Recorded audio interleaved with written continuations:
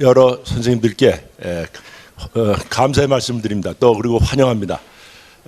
오늘 이 오후 세션은 한국주민중앙자치회에서 오전에부터 오전에 걸쳐서 3개 세션을 구성했습니다. 그중에 두 번째 세션이 되겠습니다. 그리고 저는 오늘 사회를 맡은 임현준이라고 합니다. 저는 학교에서 떠난 지 한 5년쯤 됐는데 다행히 이 명예자를 띄워주셨더라고요. 그래서 감사의 말씀을 드리고 자, 그러면 이제 우리나라도 주민자치를 실행한 지가 공식적으로만 30여 년이 지났습니다. 근데 이제 우리 옛말에 보면은 변죽을 울리면 중앙이 운다고 그랬는데 영 중앙이 울지는 않네요. 아직도 지방자치라는 게 형식에 머물러 있을 뿐이고 뭐 여기 다 전문가 선생님들이 와 계십니다만은 이 뭐 행정이나 조세나 뭐 경찰이나 여기는 모든 면이 아직도 중앙 집권적이라고 말씀드릴 수 있겠습니다. 그래서 이러한 의미에서 오늘 이 두 번째 오후 분과는 굉장히 중요한 의미를 지니고 있다고 말씀드리겠습니다.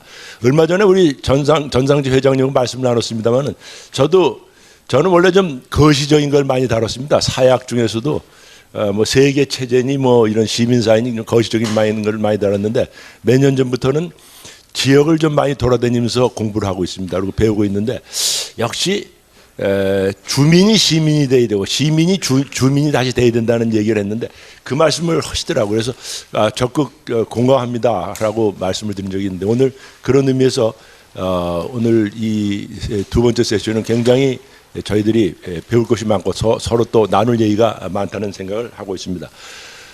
오늘은 저희들이 120분 시간을 가지고 있습니다. 110분 시간을 가지고 있습니다.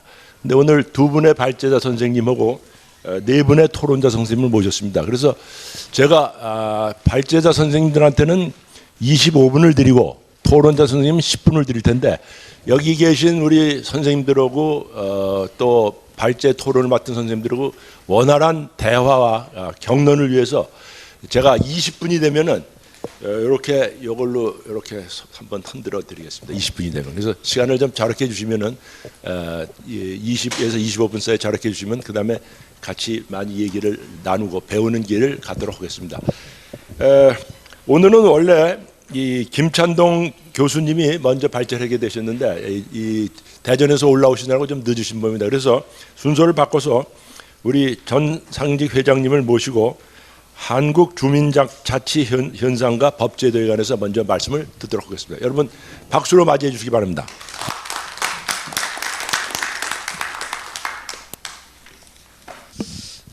점심 드시고 난 뒤에 피곤하실 텐데 그냥 푹 쉬면서 귀는 좀 열어놔 주시기 부탁드리겠습니다. 오늘 제가 드릴 말씀이 아까 축사에서 말씀을 드렸습니다마는 이 동네를 마을을 민주적으로 운영하는 게 바로 주민자치인데 그 주민자치가 가지고 있는 민주제적 의미 여기에 관해서 이제 제가 설명을 드리려고 합니다. 아까 이제 이야기를 드리려다가 안 드렸는데 우리나라에서 용어 중에서 참 잘못된 게 민주주의라는 겁니다. 디모크라시는 원래 번역하면 민주제로 번역하는 게 맞고 디모크라시즘은 민주주의로 번역하는 게 맞는데 우리는 둘 다를 민주주의로 번역합니다. 이게 일본의 그 어떤 보관이 숨어 들어 있습니다. 에도 시대 때 그렇게 해놔 가지고 지금도 우리 그냥 쓰고 있습니다. 이제 또 하나 재밌는 얘기는 이혜령 선생님한테 들은 얘기인데 이혜령 선생님이 옛날에 동경 가시니까 동경대서 민주주의를 한문으로 번역해 놨는데 하극상으로 번역해서 쓰고 있더라. 참 이상하더라. 이런 말씀하시는데 가만히 보니까 그 권력자 입장에서는 하극상이 좀 맞지 않는가. 지금 이제 우리가 주민자치를 동장들이 하극상이라고 생각하고 시장군수 구청장이 하극상이라고 생각하는 것과 뭐 일맥상통하는 게 있다. 그 일본이 오역이지만은 참 귀엽게 오역을 했다. 이런 생각을 합니다. 자, 이제 설명드리겠습니다. 이제 민주제는 제가 봤을 때 이거 참 안 되는 거죠. 왕이나 귀족이 아닌 주민이 주권을 가지고 있는 체계란 거는 누구든지 다 아는데요. 링컨이 얘기했습니다. Of the people, by the people, for the people. 이 세 가지 민주주의 원칙을 얘기했고 이게 민주주의라는 민주제의 기본이라는 이야기고요. 그다음 존 F 케네디가 그 국가가 당신을 위해서 무엇을 해줄 것인가를 묻지 말고 당신이 국가를 위해서 무엇을 할 것인가라고 이제 물어달라는 이 이야기는 링컨이 말한 이 세 가지 원칙에 의한 민주제가 발달되었으니 이제는 주민들이 자발적으로 이제 국가를 위하는 단계까지 간다. 저는 제가 봤을 때 이 두 말 사이를, 두 개념 사이가 이제 얼마나 민주제가 발전됐는가. 민주제가 발전되면 케네디가 말한 이런 쪽으로 갈 것 같다는 생각에서 한번 그 정리를 그냥 짧은 식견을 정리했습니다. 그래서 이제 살펴보면 자, 대의민주제가 있고 그 직접민주제가 있는데 제가 봤을 때는 국가 차원에서는 대의민주제가 좀 국회의원 제도로 운영하는 게 마치 국민들 이야기를 직접 들을 수는 없잖아요. 그죠? 그 대신 시도, 시군구, 읍면동, 통리 내려오면 통리 정도가 되면 저는 이거는 직접 민주제로 운영하는 게 맞다는 생각 들고요. 동도 민주제로 운영하는 게 맞다는 생각이 듭니다. 그래서 이제 이거는 이제 그 주민자치회를 설계할 때 또는 읍면동을 설계할 때 직접 간접을 어떻게 배분하는 게 좋은가 하는 힌트를 얻으려고 정리를 해본 거고요. 그 다음에 이제 그 민주제 주체로 놓고 봤을 때 국가는 영토와 국민과 주권이 있다 그러면 주민자치도 지역과 주민과 자치권이 있어야 되는데 이게 주민자치의 지역이나 주민이나 주권을 부여하는 형식이 분권입니다. 국가는 전쟁으로 획득합니다만은 이제 그 주민자치는 분권으로 획득해야 되는데 이래서 분권이 없으면 자치가 보통 있을 수가 없습니다. 분권 문제 말씀드리려고 정리했고요. 그렇게 봤을 때 분권의 형태는 수직적도 아니고 수평적이면서 동시에 수직적인 그런 이런 매트릭스로 분권이 되지 않으면 종종 영역이 중복되거나 아니면 그 지시 복종 관계로 형성되기 때문에 상당히 난해한 분권 형식을 필요로 한다는 말씀을 드리고 싶습니다. 그다음에 이제 주민자치는 이제 이 부분을 정리했던 것은 어떤 내용이냐 하면 이제 이렇습니다. 보통 주민자치 그 지방자치 얘기할 때 국가의 위임을 받아서 하는 단체자치, 주민의 위임을 받아서 하는 주민자치 이 두 요소, 두 전통이 다릅니다. 그 유럽 전통과 뭐 영미 전통이라고 보통 얘기하는데 이건 일본 사람들이 정리해 놓은 거고요. 다른데 한국의 지방자치를 살펴보면 국가로서는 단체자치, 그 시군구가 단체자치 전통이 와 있고요. 주민은 주민자치 전통이 있어야 되는데 이 주민자치가 아직 없습니다. 그러니까 이 부분은 대개 유럽 쪽은 스위스 가면 주민자치회 없습니다.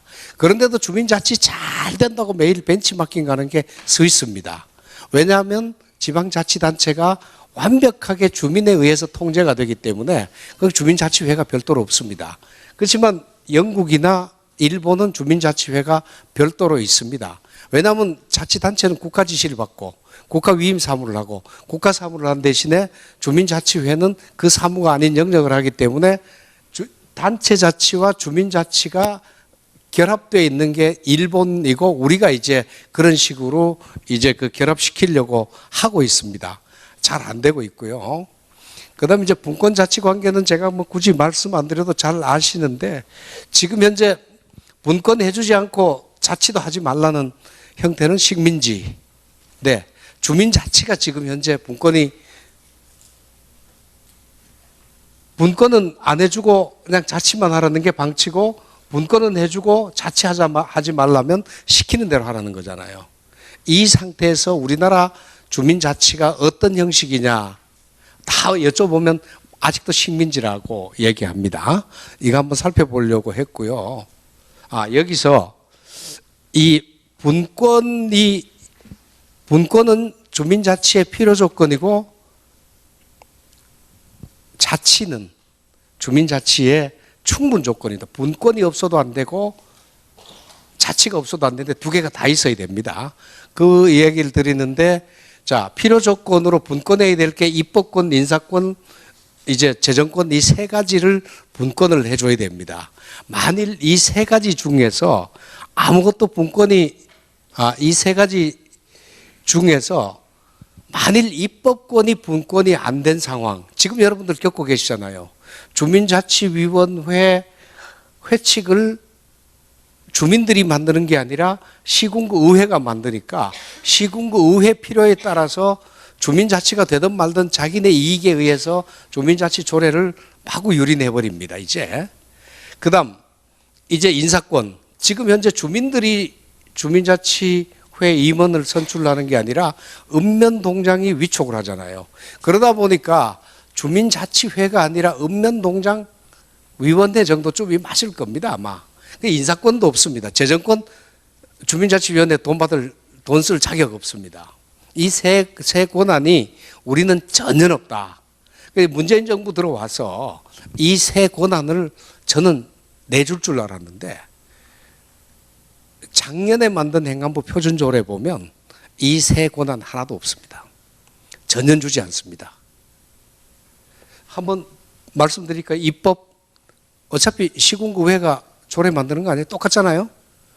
그 다음, 인사권, 선발할 때 동장이 위촉하던 걸 추첨으로 한다 그러는데 서울시는 어차피 동장이 40% 추천을, 그 단체 확인을 해줘야 됩니다. 이러면, 유정회도 30%밖에 안 됐는데 동장이 40% 하면 그 동장위원회지 그게 인사권 없는 겁니다. 추첨이 또 인사권 있는 건가요? 그 위원회 맡겨버린 거죠. 무책임하게. 이런 면에서는 이제 많은 논란이 있다는 말씀드리고, 재정권 역시 없습니다. 재정권은 서울형 주민자치에서 재정권은 누가 갖고 있냐면 주민자치 지원관인 시민단체 출신 계약직 공무원이 갖고 있습니다. 자, 이렇게 이제 보시면 되고, 분권 안 돼 있다. 그러니 주민들이 자발성이나 자주성이나 자율성이 생길 리가 없다. 이거 없으면 주민자치 하나만 하고, 이게 없으면 안고 없는 찐빵인데, 안고가 들어갈 어떤 그 만두피라도 만들어줘야 되는데 만두피가 없으니 안고도 없습니다. 아무것도 없습니다. 자, 이렇게 이제 보고 넘어가고요. 그래서 입법권, 인사권, 재정권 이 셋 중에서 하나 없어도 성립 안 하는데 한번 보시면 됩니다. 조선에 아까 조금 전에 했던 겁니다. 조선 향락은 입법권 양반, 인사권 양반, 재정권 양반 이랬는데 조선 총계는 입법권, 인사권, 재정권 다 촌계가 갖고 있었습니다. 양반이 빠지고 관료도 빠졌기 때문에 주민들끼리 수평적으로 했습니다. 자, 일제강점기 없앴는데 주민자치위원회 다 없애버렸고 서울형 다 없애버렸고 행안부 표준조례 다 없앴습니다. 그러면 한국의 주민자치 현 주소가 어딘지 금방 보이잖아요. 그죠? 조선보다가도 더 후퇴되어 있다. 이게 저는 제가 봤을 때는 갑갑하다는 겁니다. 이 내용을 몰라요. 모르니까 더 갑갑한 겁니다. 이제 이렇게 말씀드리고 싶고요. 이건 뭐 워낙 잘 알고 계시는 거니까 그러고, 아까 말씀드렸던 서울형 주민자치회 예산 지원관들이 갖고 있어요. 이 밑에 주민자치회는 이 밑에 있습니다. 그러니까 재정권은 저 사람들이 갖고 있고 인사권은 추첨으로 40%는 동장이 갖고 있고 60%는 추첨을 해버리고 이 주민자치위원회는 아무것도 없습니다. 그래서 저기 담당관이 쓰는 5천만 원을 차라리 주민자치위원회에다가 지원하고 주민자치위원회가 저 담당관을 선발하거나 이제 고용을 해서 하도록 해달라. 안 된답니다. 지원관, 저거 구협의회에서 저 사람들 고용도 하고 위탁도 주고 예산도 쓰게 해달라 안 하고 있습니다. 자, 이래서 관료 지배도 아니고 시민, 이거 위탁받은 게 다 거의 다 시민운동가 출신들입니다. 이상한 이 형태가 되어 있습니다. 여기에 관해서는 그 서울연구원장하고 상당히 오래 얘기를 하고 여기 의견도 얘기했는데 뭐 아직은 뭐 전혀 반응이 없을 정도입니다. 행안부도 이제 상당히 문제가 뭐가 걸리냐면 주민자치 중간 지원 조직을 만듭니다. 자, 대전시 같으면 대전시 주민자치회가 있는데 대전시 주민자치 중간 지원 조직이 필요할까요, 말까요? 대전시는 이따 얘기 나옵니다만 주민자치는 NGO입니다. 비정부 조직입니다. 그런데 정부 조직에서 주민자치 중간 지원 조직 만들어 가지고 그 사람들을 직접 고용하고 거기 예산 주고 주민자치에 관여하라면 이게 NGO로 만들려는 거예요. 관변단체로 만들려는가? 우리가 생각해 보지 않을 수 없는 부분이 있는데 이 중간 지원 조직으로 이 시민단체들이 관변화되고 있습니다. 저는 여기에 대해서 마음 아프게 생각해요. 저도 시민운동가 출신입니다. 시민운동은 시민운동다워야 되고 이 관료한테 그 관변단체화 되는 거는 저는 시민운동가한테도 불행한 일이고 주민들한테도 불행한 일입니다. 왜냐하면 시민운동에 관한 실망이 커집니다. 저게. 그 신망을 잃어버리게 됩니다. 그리고 또 이 시민운동가 출신의 젊은 활동가들이 백전노장의 노련한 주민자치위원들을 지도할 수 있냐면 지도할 수 없습니다. 한 번도 생활을 해보지 않은 사람들이 생활 전선에서 잔뼈가 굵은 50대, 60대 그 기업인이나 이제 어른들을 어떻게 지도할 수 있느냐 저는 없다고 봅니다. 근데 이런 면에서 단단한 뭔가 오해가 있다. 아니면 그 단체장에 눈을 가리고 있다는 생각이 들어서 이제 조금 많이 안타깝고요. 그다음에 이제 그 한국의 주민자치는 일제강점 한국전쟁 급속한 도시화가 되면서 주민자치가 급속하게 파괴가 되기도 하면서 이제 문제가 압축적으로 생겼습니다. 정부의 일제의 이 식민지 시스템이 남아있고 한국전쟁으로 공동체 거의 파괴가 되고 도시화로 농촌은 과소화되고 도시는 과밀화되면서 농촌은 공동체가 없어져 버리고 도시는 집적은 됐지만은 공동체로 숙성되지 못한 겁니다. 이 문제가 압축적으로 있는데 그러면 압축적 전략이 필요한데 이 압축적 전략을 세울 사람이 있느냐? 없습니다. 행안부 이런 인식이 없습니다. 그래서 이제까지 정책은 죄다 실패를 했는데 그 이제 치명적인 왜곡이라고 여러분들하고는 자주 얘기했던 내용이 그 지방행정체제에 관한 특별법 27조에 있는 내용입니다. 자, 여기서 읍면동에 빨간색으로 된 해당 행정구역의 주민으로 구성되는 주민자치를 둘 수 있다. 이렇게 됐는데 이렇게 되면 주민자치회에 회원이 있기 때문에 회원이 회칙을 만들게 됩니다. 그러면 입법권이 주민자치회의 규약재정권으로 생기게 되고요. 임원 선출권이 생기기 때문에 인사조직권이 생기게 되고 또 회비를 낼 수 있기 때문에 독립단체입니다. 그런데 예산을 수립할 수 있게 됩니다. 그런데 행정안전부가 시범 실시를 하면서 내려보낸 조례에는 서울시에서 서울형이라고 실시하면서 만든 조례에는 해당 행정구역의 주민으로 구성되는 이 부분이 빠져 있습니다. 빠져서 그냥 읍면동에 주민자치회를 둘 수 있다 그러니까 입법권이 회원이 없으니까 박탈돼서 시군구회로 가고 자 인사조직권이 회원이 없으니까 박탈돼서 동장 추천하는 게 40, 나머지는 공개 추첨으로 가버립니다. 자, 예산 없습니다. 자, 이 부분을 가지고 제가 아무리 여러 군데 떠들어도 아직도 조용한데 이게 아직도 반응이 없습니다. 행안부도 서울시도 심지어는 우리 구청장한테 얘기했습니다. 이거 빠졌습니다. 그랬더니만 회장님 그 행안부 조례 그 빠져 있는데요. 그러게 맞습니다. 구청장님하고 구청장님 죄 없습니다. 뭐 이런 얘기까지 할 정도로 하는데도 이 부분은 안 되고 어제 종로에서 그 얘기했습니다. 했더니만 주민자치위원장들이 이거 찾아갖고 한번 고쳐보겠다고 그러는데 전 고맙더라고요. 이제 될지 안 될지는 한번 두고 보겠습니다. 이제 자 넘어가겠습니다. 빨리 넘어가야 돼서 인사조직권 이건 뭐 늘 하던 얘기인데 읍면동장 위촉에서 선정위원회 선정으로 갔다가 지원자 공개 추첨으로 갔는데 어쨌든 간에 공무원들은 주민자치회에서 주민영향력 배제하려고 아까 회원에서도 빼버렸고 어떻게든지 간에 관료가 지배할 수 있도록 정말 애를 쓰고 있습니다. 그 주민자치위원회에 주민자치회에 주민도 없애버리고 자치도 못하게 하고 그냥 조직만 두는 겁니다. 그 읍면동장이 지배하도록 하는 겁니다. 이제 서울시는 저기다가 읍면동장 지배에다가 그 관변단체라는 게 하나 더 올라 있습니다. 이중지배입니다. 요 얘기는 조선 중종 때 율곡이 지적했습니다. 그렇잖아도 관료 지배만으로도 힘들어서 죽겠는데 먹고 살기 팍팍한데 여기서 양반들까지 지배를 하면 이 사람들 어떻게 살라 그러냐. 그 폐해는 엄청나게 클 것이다.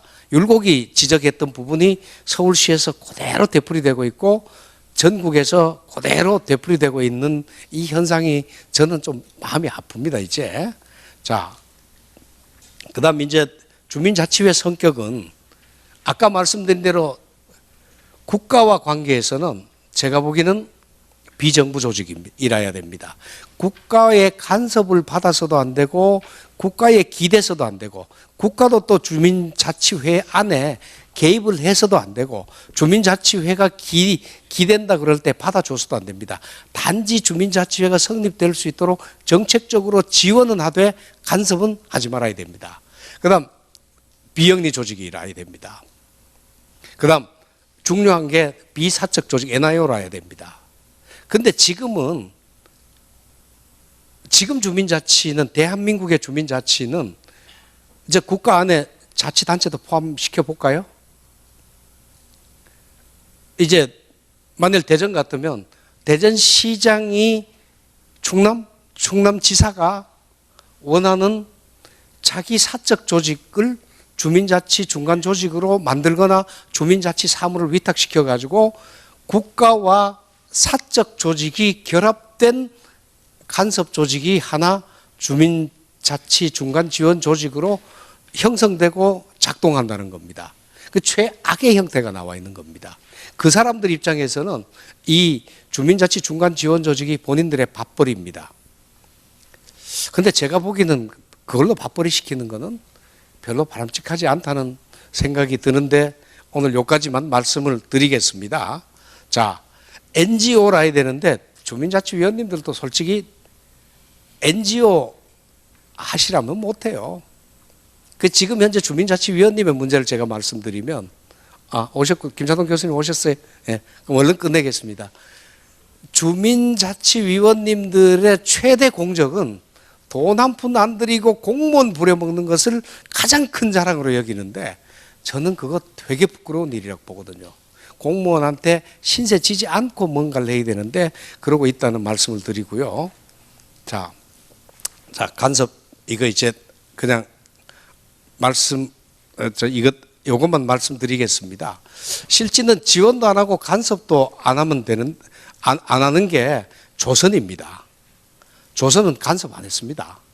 그러니까 간섭 안 하는 데서 방목 속의 자치가 가능합니다. 그런데 지원하고 강력한 간섭하면 일제 식민지 수탈입니다. 지원도 하면서 강력한 간섭하면 이게 지금 서울시나 행안부입니다. 근데 행안부는 지원도 별로 안 하면 서울시는 지원 많이 합니다. 한 1억 이상 합니다. 그런데 그러고 강력하게 간섭합니다. 뭘 해라. 아무것도 자치에 안 맡깁니다. 이게 이제 서울시는 이제 동그라미 2개라는 이거. 실질적인 주민자치는 지원하되 간섭은 하지 말아야 된다. 근데 이 정책이 있느냐? 없습니다. 우리나라 없습니다. 그래서 이제 이제 우리가 여기서 하나 보셔야 될 거는 이제 주민자치력이 조선 때 풍부했고요. 일제 때는 역량을 파괴했습니다. 대한민국은 주민자치 자체를 불인정하고 있는 이 상황에서 문재인 정부가 획기적인 분권 천명하는 것까지 정말 바람직했습니다. 그런데 행안부는 주민자치 오히려 후퇴시키고 있고요. 시민단체를 중간 지원 조직으로 주민자치회 지배, 조선의 양반같이 양반 계급 하나 만들려는 것 같아요. 저는 그건 오산이라고 봅니다. 언제 곧바로 곧바로 비판받아갖고 없어질 거를 시민단체화를 또 주민자치회를 시민단체화를 시도하는 겁니다. 그러니까 주민은 유리되고 주민자치회만 시민단체화를 시도하는 것 같아서 상당히 저는 불안하다, 불편하다 이렇게 말씀드리고요. 그다음 표준조례는 시범 실시하라고 줬습니다. 근데 저거를 전국에 확대를 시켜가지고 국회 통과되지 않은 법으로 전국을 시행하겠다. 아주 이 앙큼한 의도를 저는 정말 어떻게 보면 인정해주기 참 싫습니다. 그래서 이제 주민자치회법을 만들고 있으니까 그 다음에 말씀드리고요. 그 다음에 이제 주민자치회에 가장 필요한 역량은 실질은 커뮤니케이션입니다. 주민자치위원님들 모아놓고 주민자치회 조례에 관해서 물어보면 안 읽어본 분들이 더 많아요. 며칠 전에 가서 물어봤습니다. 이게 공무원들이 얼마나 주민자치위원을 우민화 시켰는지 저는 압니다. 주민자치위원들한테 주민자치 조례를 공부시켜준 적이 없어요. 그잖아요. 조경숙 회장님 끄떡끄떡 하시는데 우리가 소통이라도 잘 해서 알아야 됩니다. 이제 또 리더십이 있어야 되는데 제가 보기에는 동상 앞에 줄 서는 걸 아주 최고의 영광으로 생각하는 이런 분위기들이 있는데 이 분위기 전체를 한꺼번에 해결할 수 있는 방안이 뭐가 없느냐 이제 이런 생각을 하면서 이제 저는 이 생각입니다. 이제 만일 주민자치회장을 주민들이 직선으로 뽑는다. 가장 불편해할 사람 누구냐? 동장이 아마 제일 먼저 불편해할 겁니다. 의원들이 엄청나게 불편해할 겁니다. 구청장도 많이 불편할 겁니다. 결국은 행정에 있는 분들은 주민자치를 바라지 않는다. 정치에 있는 분도 주민자치를 바라지 않는다. 이때 우리가 할 수 있는 거는 우리가 자치 역량을 키울 수밖에 없다. 이제 이래서 이 자치 역량을 스스로 키우는 일이 뭔가 이제 중앙회는 앞으로도 이제 계속 이제 찾아서 할 것입니다. 예, 발표 마치겠습니다.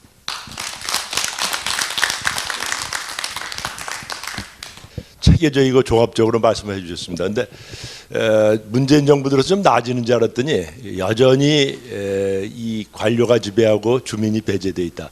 이 심각한 문제라고 지적할 수 있겠습니다. 특히 이 대한민국의 오늘의 주민자치 현실이 조선시대보다 못하는 데 대해서는 저희들이 이거 정말 반성을 하고 앞으로 이 말씀하신 걸 가지고 좀 배워나가지 않고 실천해 나가야 되지 않을까 이런 생각을 해봤습니다. 이따가 이제 토론자 선생님들 모시고 얘기를 나누도록 하고요. 원래 처음에 발제를 예정하셨던 우리 김찬동 교수님이 오셨습니다. 그래서 김 교수님 모시고 이 한국 지방자치의 법과 제도에 대해서 말씀을 듣도록 하겠습니다. 오시기 전에 시간을 25분까지 최대로 드리는데요. 가능한 20분 정도에서 마무리해 주시면 좋다는 그런 얘기를 했습니다. 네, 올라오시죠. 네, 박수로 맞아 주시기 바랍니다.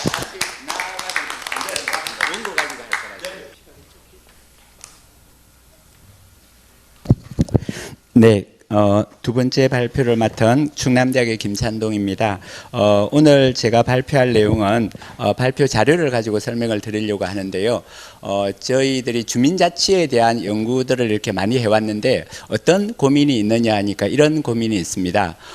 이 주민자치의 원래 이 목적이 뭐냐라고 하는 것을 지방자치법이나 이렇게 보면 그 주민의 복리정진이다라고 하는 것과 재산을 관리한다라고 하는 부분이 지방자치의 목적으로 이렇게 되어져 있는 거지요. 그래서 보통 주민의 복리정진 이렇게 하다 보니까 사회복지라든지 이런 복지 서비스를 제공을 하는 것이 주민자치나 지방자치의 주된 임무인 것처럼 이렇게 저희들이 생각을 하게 되는 것 같더라고요. 그래서 이 주민자치가 지금 현재 도입되고 있는 데는 읍면동이라고 하는 그 계청에 도입이 되고 있는데 최근에 이 주민자치가 주민자치답지 못하다라고 이렇게 이야기하는 것은 어떤 부분 때문에 그러냐 하니까 이 주민들이 주권자로서 혹은 이 읍면동 계청에 민주주의라고 하는 것이 도입이 되어져야 되는데 민주주의라고 하는 것이 도입이 되지 않고 조금 전에 제가 말씀을 드렸던 주민들의 생활의 복리라든지 그다음에 편의라든지 이런 서비스를 제공하는 것이 주목적인 것처럼 이렇게 되어 있는 것 때문에 주민자치가 자치답지 못하다 하는 문제 제기를 많이 하게 되는 것 같고, 그러면 이 읍면동 그 개청에 어떻게 민주주의적인 주민자치를 도입해야 될 거냐 하는 것이 저희들이 고민을 하고 있는 것이고, 제대로 된 주민자치와 민주주의가 도입되는 그런 주민자치의 길을 어떻게 찾아갈 거냐 하는 그 길을 지금 저희들이 찾으려고 하는데 그 길을 찾기가 참 쉽지가 않다라고 하는 것이 오늘의 주제하고 관련이 되는 것 같습니다. 이 정치학회에서 정치학은 그래도 제일 중요한 가치들이 민주주의에 대한 가치들을 다루는 것이라고 이렇게 할 수가 있을 텐데, 보통은 이렇게 주민자치나 읍면동이라든지 또 지방, 저희 우리 행정학 쪽이 주로 연구의 대상으로 하고 있는 지방정부, 지방자치단체들에 대하여서는 정치학 쪽에서 그렇게 많이 이렇게 관심을 안 가지고 있었던 거죠. 그렇게 있다가 최근에 이런 이 주민자치 영역에 있어서 우리 행정학 쪽에서도 그러고 이것을 자치답게 하려고 하니까 현재 주민자치위원회라든지 1998년부터 해서 한 10년 정도 이렇게 해왔던 것이고, 그 다음에 2010년부터 해서 주민자치회라고 하는 이런 제도를 가지고 주민자치를 이렇게 하려고 이렇게 하고 있는데, 이게 보니까 자치답지 않더라라고 하는 문제제기를 계속 해왔던 거죠. 그러면서 최근에 이런 주민자치를 제대로 이렇게 하려고 하면 민주주의적인 그런 제도적인 장치가 도입이 돼야 된다 하는 논의들이 되어졌고, 그러면 민주주의가 뭐냐라고 하는 근본적인 이야기부터 다시 이렇게 하게 되어지는 거죠. 그리고 또 이 민주주의라고 하는 것이 역사적으로 보면 한 2500년 전에 그리스 아테네의 민주주의를 가장 우리가 이상적인 원형으로 이렇게 얘기한다라고 할 때 이런 이 민주주의와 또 하나가 이 민주주의를 이야기할 때 있어서 도시 공동체라고 하는 것과 국가에 있어서의 민주주의라고 하는 것이 보통 정치학 쪽에서는 이 두 개를 구분하지 않고 그냥 다루는 것 같은데, 우리 행정학 쪽에서 보면 이게 도시 정부와 지방 정부의 민주주의라고 하는 것과 국가의 민주주의라고 하는 것이 이게 구분이 되어져 있어야 되는데, 구분이 되어지면서도 도시와 또 지방 정부에 있어서도 국가에서 다루어졌던 그런 민주공화정의 이 개념이라든지 민주주의의 이런 방식들이 적용이 되어져야 되는데, 이게 적용이 되기가 쉽지가 않은 측면이 있더라라고 하는 것이죠. 그게 무엇이냐 하니까, 국가에 있어서 현대 국가에 있어서의 민주주의는 국민 주권에 의해서 국민들이 대의자를 뽑기만 뽑으면 그것이 민주주의다. 그래서 보통은 대의제 민주주의를 이렇게 많이 이야기를 해왔던 것인데, 지방자치에 있어서는 대표자를 뽑는 것만이 민주주의가 아니라 주민들이 총회로서 이렇게 구성이 되어져서 전체가 이런 공간에 모여서 우리 지역의 공간의 구역의 문제들에 대하여서 의사결정하고 재정을 부담하고 또 거기에 대한 책임까지 질 수 있고 집행을 할 수 있는 이런 총회제 민주주의가 도입이 되어야 되는데, 우리 한국은 지방자치 제도를 91년도에 이렇게 도입을 하면서 총회제에 대한 개념이 없었던 것 같아요. 그래서 대의자를 뽑으면 지방의회를 뽑기만 뽑으면, 국민들이 직접 뽑기만 뽑으면 그것이 지방자치다라고 이렇게 생각을 했던 것 같고, 또 그것이 그 당시에 있어서 우리가 대통령을 87년도에 국민들이 직선으로 이렇게 뽑으면서 민주화가 되어졌다 하는, 그러니까 민주화의 개념을 그렇게 잡았던 것 같아요. 그리고 이 민주주의를 제대로 하기 위하여서는 지방 레벨에서도 주민들이 이 광역시도라든지 시군구에 대표자를 뽑기만 뽑으면 그것이 지방자치이고 민주주의다라고 이야기를 생각을 했던 것 같아요. 그러니까 그런 개념을 가지다 보니까 그 당시에 읍면동이라고 하는 개청에 있어서는 어떻게 보면 주민들이 그 읍면동을 다스리거나 의사결정을 하거나 집행을 하는 대표자를 뽑지도 않았고, 또 거기에는 읍면동장이 임명으로 내려와 있었으니까, 그래서 이 읍면동 개청에는 자치가 도입이 안 되어졌던 거죠. 자치 제도가 도입이 안 되어졌다라고 하는 것이죠. 근데 이게 왜 문제가 되냐면, 선진국의 민주주의가 잘 되어져 있고 지방자치가 잘 되어져 있는 나라들을 보면 우리의 읍면, 동, 레벨, 읍면 정확히 얘기하면 사실은 시라고 얘기를 해야 되는 것인데요. 시 읍면 레벨이 주민들이 직접 선거를 통하여서 대표자를 뽑는 대의제를 하기도 하고, 또 어떤 경우에는 읍면이 규모가 조금 더 작은 단위에 있어서는 직접 총회를 통하여서 이 자치와 민주주의가 들어와 있는 거지요. 그리고 그거의 숫자들도 우리 지금 읍면 동의 숫자들이 한 5,000개, 3,500개에서 한 4,000개 정도 이렇게 되는데, 미국이라든지 또 프랑스라든지 이런 지방 기초 근린의 지방자치단체의 숫자들이라든지 그 규모들을 보면 현재 우리 읍면동 레벨이 다 이렇게 이 시 정부를 주민들이 직접 선출을 하기도 하고 하는, 그것이 물론 대립형이 아니라 통합형의 정부 구성을 합니다만 다 도입이 되어져 있더라는 거죠. 그래서 이런 기준들을 가지고 우리가 현재의 주민자치의 이 제도를 들여다보니까 문제가 굉장히 많고, 또 이 실제로 자치권을 가지고 있지도 않고 읍면 동장의 이런 행정 사무 권한들을 가지고 거기에 참여하는 정도의 이 주민자치를 하고 있는 정도에 불과하더라라고 하는 거라든지, 당연히 독자적인 지방세를 가지고 있지도 않고 여러 문제점들이 지금 보여지더라라고 하는 거죠. 그래서 그런 관점에서 우리 한국에 있어서 이 주민자치라고 하는 것, 여기에 어떻게 민주주의라고 하는 것을 넣은 제도 설계를 할 거냐라고 하는 것이 현재 우리의 고민인데, 제가 이 원고를 준비를 하면서 하나 일본의 이런 이 지방자치 제도를 이렇게 도입을 하는 시기에 제도 설계했던 그 어떤 정신이라고 그럴까요? 혹은 그 철학이라고 그럴까? 그런 부분 중에서 하나 이렇게 발견했던 것 중에 하나는 무엇이냐 하니까, 국가가 지역 사회에 있어서의 이런 통치를, 일본 같은 경우에는 한 300개 정도의 다이묘라고 하는 데가 분권이 다 되어 있는 상태에서 이걸 중앙 집권화를 만들어 가야 되는 그런 과정을 거쳤던 거죠. 그러니까 그걸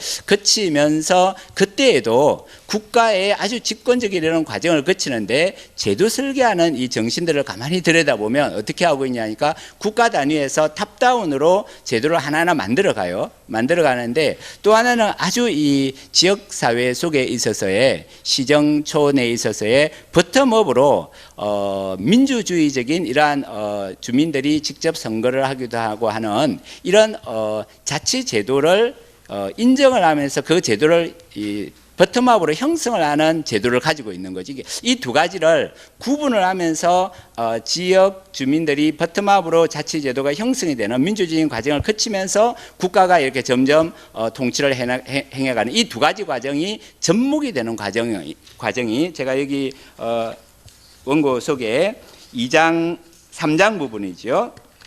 3장 부분에 일본의 이런 명치시대 때 내용을 왜 갑자기 이렇게 이야기를 이렇게 했냐면, 그때 제도 설계자들의 생각이 자치와 국가라고 하는 것이 서로 탑다운과 버텀업으로 형성을 해가면서 이게 접점이 또 생기는 거죠. 그래서 이 접점 속의 관리를 어떻게 해갈 거냐 하는 부분들을 생각을 가지는데, 우리의 이런 이 지방자치 제도를 보면 단체자치라고 하는 방식이 도입이 되어서 국가로부터 권한들을 내려줘 가지고 거기에 한해서만 자치를 하는 이런 이 자치가 되어 있어서, 자치의 시민사회 기반으로 하여서 자치를 형성해 올라가는, 버텀업으로 올라가는 이런 제도 설계에 대한 개념이 전혀 없었던 거다라고 하는 거죠. 그래서 그걸 대비를 시키려고 제가 여기 3장 부분에 하나 얘기를 했고, 그 다음에 일본도 저희들이 잘 아는 것처럼 민주주의라든지 혹은 지방자치의 가장 모델이다 이렇게 할 나라는 아니에요. 왜냐하면 미국이라든지 유럽 쪽의 이런 선진국들의 뿌리 깊은 오랫동안의 이 지방자치의 전통을 가졌던 그런 나라들과는 기본적인 이 국가의 통치 시스템 자체가 달랐으니까요. 그런데 하나 제가 또 주목했던 것은 뭐냐니까, 미국이 일본을 점령하면서 GHQ가 점령을 하면서 그 점령의 목적이 무엇이었냐니까, 일본 국가 자체를 철저히 뿌리부터 민주적으로 만들겠다 하는 목표를 가지고 점령 계획을 시작을 했던 거죠. 그렇게 하면서 그러면 뭘 했냐 하니까, 저희 주제하고 관련이 되는 시정촌을 완전 지방자치단체로 만들고 또 국가가 이렇게 지방을 통제하는 내무성이라고 하는 것을 완전히 해체를 시켜버렸어요. 해체를 시켜버렸고 또 이런 국가의 지방 통제의 중요한 축이 뭐냐니까 경찰 권력인데 경찰도 시정청 레벨까지 다 주민들이 선거를 통하여서 경찰 권력을 뽑을 수 있도록 만들었던 거죠. 그렇게 굉장히 이 철저히 민주화, 미국의 그 당시에 민주주의적인 그러한 시스템을 이렇게 이식을 시키려고 했던 거죠. 그 이유는 이렇게 민주화가 되어지면 그 당시에 세계 정치, 이게 정치학의 이론 중에 하나가 국가가 서로 민주적인 국가들 간에는 전쟁을 하기가 쉽지가 않다. 이게 독재가 되면서 전쟁을 하게 되어졌던 거니까요. 그래서 일본을 철저히 이렇게 민주적인 국가로 만들어서 전쟁을 하지 않는 나라로 만들어야 되겠다. 이러면서 지방자치 제도를 뿌리에서부터 심어 들어갔던 거죠. 근데 저희들이 잘 아는 것처럼 일본은 우리 6.25 전쟁이라든지 이걸 겪으면서 금방 일본이 역주행이라고 하는 역코스를 민주주의와는 반대 방향으로 가기 시작하는 거죠. 그러니까 그걸 갈 때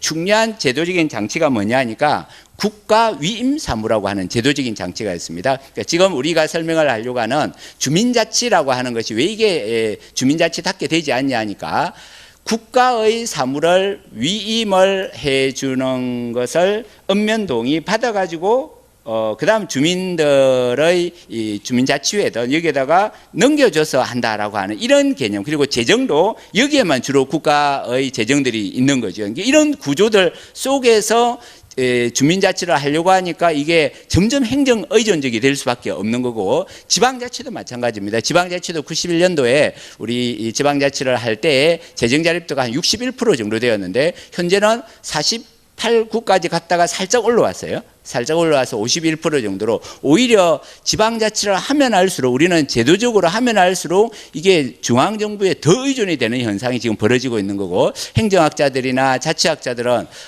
뭔가 지방자치의 이게 구조적인 틀이 잘못되었다. 이거를 근본적으로 고치지 않으면 한국의 지방자치는 미래가 없는 것이다 라고 하는 거죠. 그래서 헌법 개정을 할 때 자치분권 헌법 개정이다라고 하는 헌법의 틀 자체를 바꾸지 않고는 현재 법률의 구조들을 그대로 남겨둔 상태에서는 한국의 지방자치 미래가 없다라고 본 거죠. 그래서 자치분권제가 헌법 개헌도 이렇게 주장을 하게 되어졌던 거고 그 다음에 이런 국가적인 레벨에 있어서의 이런 노력과 함께 또 하나는 이건 거죠. 결국은 민주주의라고 하는 것이 풀뿌리에 있어서 민주주의가 경험되고 체험되어지고 이런 사람들이 국가나 지방의 이런 국정이나 자치 이런 행정에도 참여를 해야 되는데 그거를 토양 자체가 우리는 지금 없는 것이더라는 거죠. 그래서 이런 토양을 형성할 수 있는 주민자치 정이 되어야 된다. 라고 하는 거죠. 그래서 읍면동 레벨에 이런 걸린 정부 레벨에 민주주의와 민주공화정의 기본적인 가치와 철학들이 들어가 있는 제도 설계를 이렇게 해야 되는데 그게 우리에게 주어져 있는 과제인데 왜 그러면 우리는 이게 잘 안 될까를 보니까 일본이 이렇게 역코스를 하던 일본의 관료제들을 그대로 우리는 상당히 많은 법률들을요 60년대라든지 지방세법이라든지 이렇게 모든 분야를 다 본 건 아닙니다만 지방세법이라든지 이런 것들은 초창기에는 60년대 70년대는 일본의 제도를 그냥 그대로 다 그대로 뺏겨가지고 우리 법률들을 만들고 이렇게 했던 거기 때문에 일본의 이런 관료 혹은 행정 제도들을 그대로 벤치마킹을 하는 과정 속에서 어느 순간 우리 한국의 행정은 민주주의에 있어서도 역코스를 일본이 갔던 그 역코스를 그대로 따라갔더라라고 하는 거죠. 그러니까 그렇게 되다 보니까 우리가 91년도 혹은 87년도 이후에 한 20, 30년이 지났는데도 불구하고 현재 우리의 민주주의라고 하는 것이 점점 중앙정부의 권한들이 더 강해져 있고 또 중앙정부의 권력들도 민주주의라고 하는 것이 권력을 이렇게 나누어 놓아서 상호 견제 이렇게 하도록 이렇게 되어져야 되는 건데 점점 이게 대통령한테 점점 권한이 집권이 되고 이러다 보니까 제왕적이다. 그 민주주의라고 하는 이런 헌법 가치와 철학을 가지고 있음에도 불구하고 점점 국정 운영 자체는 제왕적 왕정이 지금 되는 거지 않습니까? 그러니까 이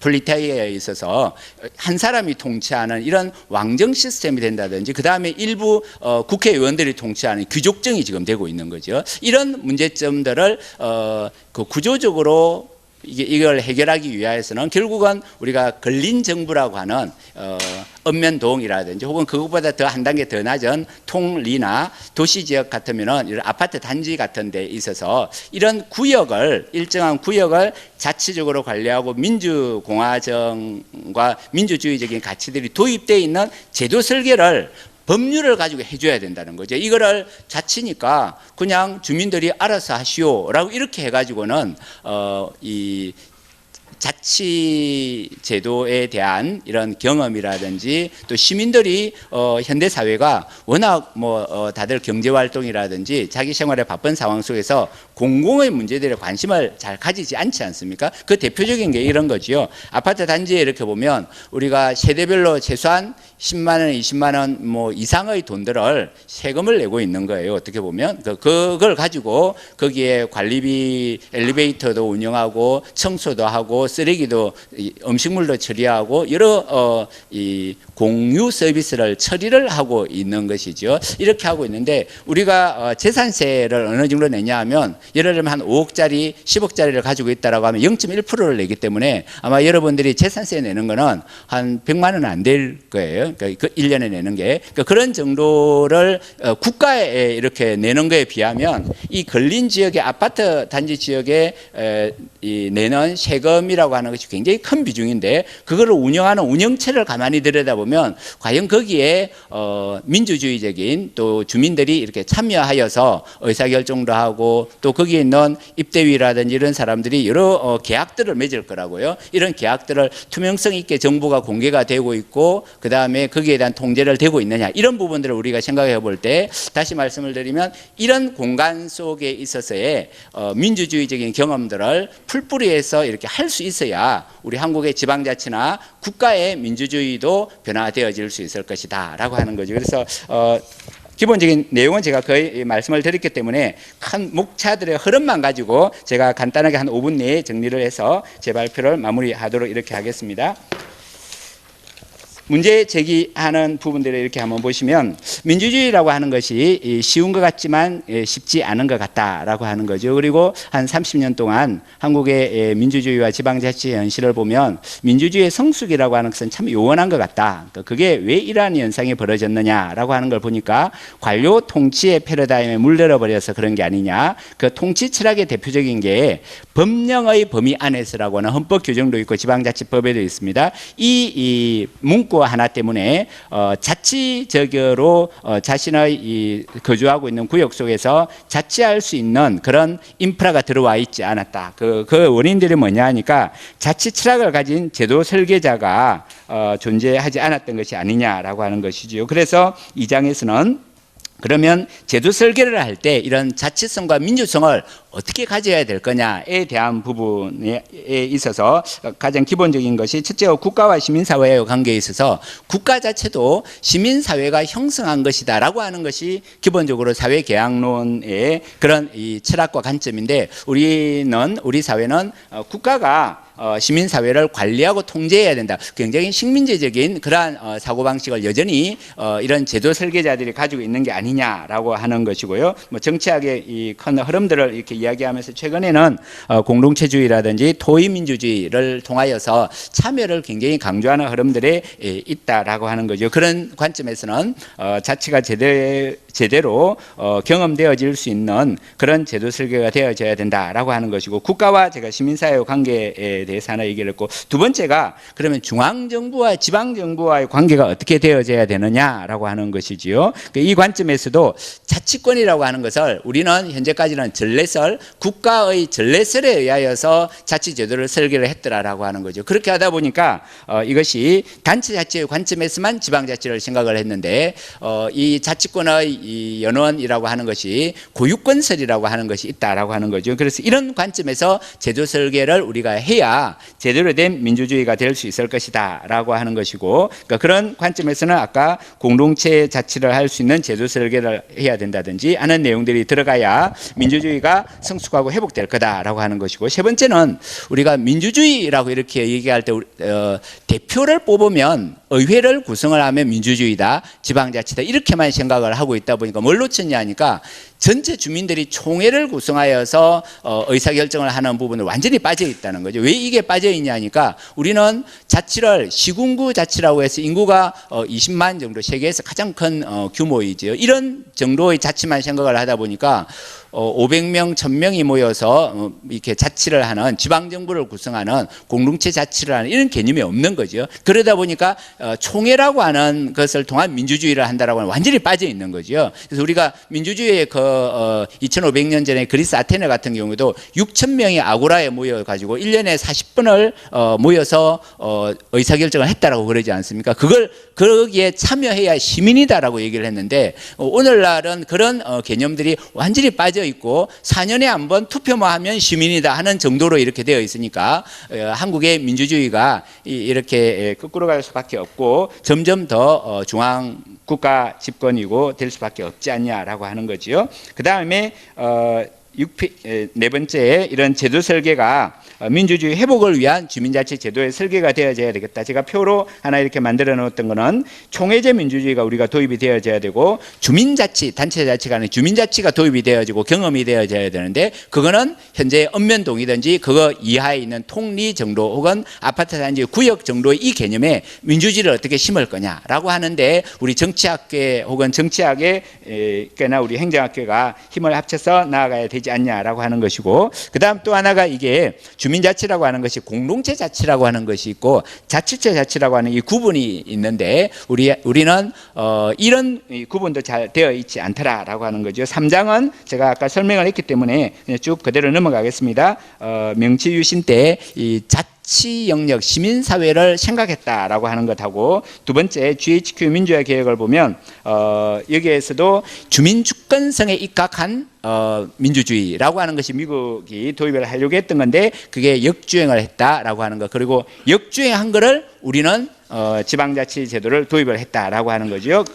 그래서 사장에 이렇게 보시면 주민자치 관련된 이런 제도들에 대하여서 한번 쭉 분석을 해놓았습니다. 첫 번째는 91년도에 지방자치는 의회만 선거권을 가지고 있었고 95년도에는 단체장도 선거권을 주는 것으로 되어 있다. 그래서 이걸 통하여서 보여드리려고 하는 건 뭐냐니까 자치라고 하면 먼저 대표를 뽑는 것이 있어야 된다라고 하는 거죠. 그런 의미에서 읍면동에도 자치가 도입이 된다고 하면 주민들이 직접 하든지 주민들이 대표를 뽑아야 된다. 그래서 여기에 주민자치위원분들도 상당히 많이 와 있는데 우리 주민자치위원들이 어떻게 대표성을 확보할 건가 이 고민은 가지고 나가셔야 될 것 같다라고 하는 거죠. 그 다음에 주민자치위원회 제도는 행정사무공간 아시듯이 이 IMF로 인하여서 읍면동이 현재보다 한 3배 정도 규모가 컸던 거죠. 직원들이 한 30명에서 50명까지 있으면서 지금 현재 시군구가 하는 행정사무의 상당한 부분들을 그 당시에는 읍면동이 다 있는데 이거를 국가도 개혁하자라고 이렇게 해서 감축 경영을 해야 된다 이렇게 해가지고 이걸 원래는 폐지를 하려고 하다가 3분의 1을 남겨놓았던 것이 현재 지금 읍면동에 남아있는 것인데 나머지 그러면 3분의 2 공간은 뭘 할 거냐 이러면서 그 공간을 행정이 원래 관리하는 건데 주민들이 참여해서 취미여가 프로그램 관리해라 라고 하는 그래서 그거의 엄밀한 법적 의미로는 위임사무다라고 하는 거죠. 그래서 행정의 위임사무를 관리하는데 주민이 몇 명이 참여하는 정도에 불과했기 때문에 관변적인 이 제도 운영이 될 수밖에 없었다라고 하는 것이죠. 그러면서도 실제 기능들은 보면 표 4에 이렇게 보시면 지역복지라든지 주민편익이라든지 지역사회진흥 기능이라든지 거의 지방자치가 가지고 있는 기능들을 다 넣어놨던 거죠. 그러면서 이 자치라고 하는 단어가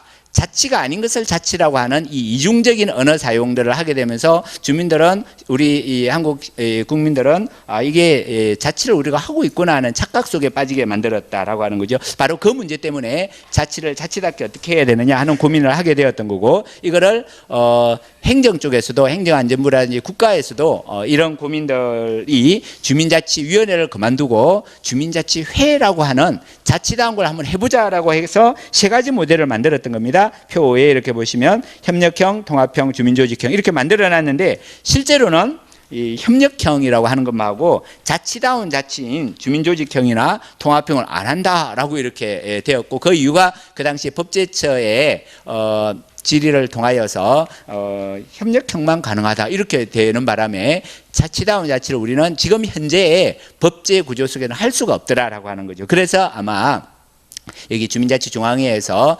주민자치를 제대로 할 수 있는 단독 독립된 특별법 만들어야 된다라고 하는 방향으로 이 정책 의제들을 끌고 왔던 것 같고 그래서 이런 이 주민자치에 대한 다양한 연구들을 했던 거죠. 현재 우리가 협력형으로 할 수 있는 거는 표 6에 이렇게 보시면 협의사무 그래도 옛날에 비하여서는 상당히 시민사회의 위상을 높여준 거지요.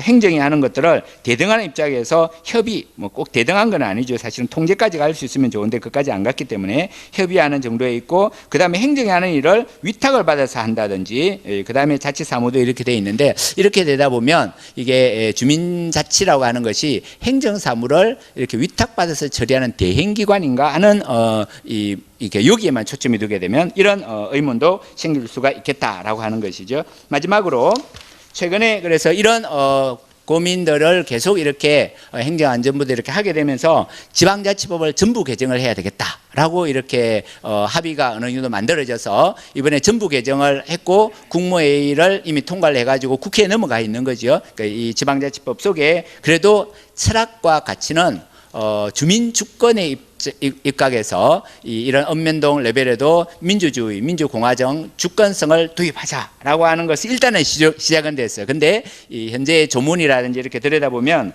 주민자치회의 기능이라든지 대표를 어떻게 뽑는 거냐, 또 총회제의 개념도 들어있고 한데 이게 과연 민주주의적인 그런 총회제의 방식이냐라고 하는 것은 여전히 의문이 남습니다. 그 이유는 규모가 너무 크기 때문에 그런 것 같아요. 그래서 이 부분이 앞으로 우리 정치학계나 행정학계가 같이 한번 이 문제를 어떻게 민주주의를 주민자치 공간에다가 도입을 할 거냐에 대한 고민을 해야 될 것 같다라고 하는 것이고 아마 그것 때문에 우리 주민자치중앙회에서 이런 자리를 마련한 게 아닌가 하는 생각이 듭니다. 그래서 마지막으로 결론 이렇게 보시면 자치제도를 설계하는 사람들이 결국 이 제도를 설계하는 사람은 행정안전부 공무원이거나 또 혹은 국회에서 자치에 관련된 위원회의 국회의원들이거나 할 텐데 이런 자치성과 민주주의라고 하는 기본을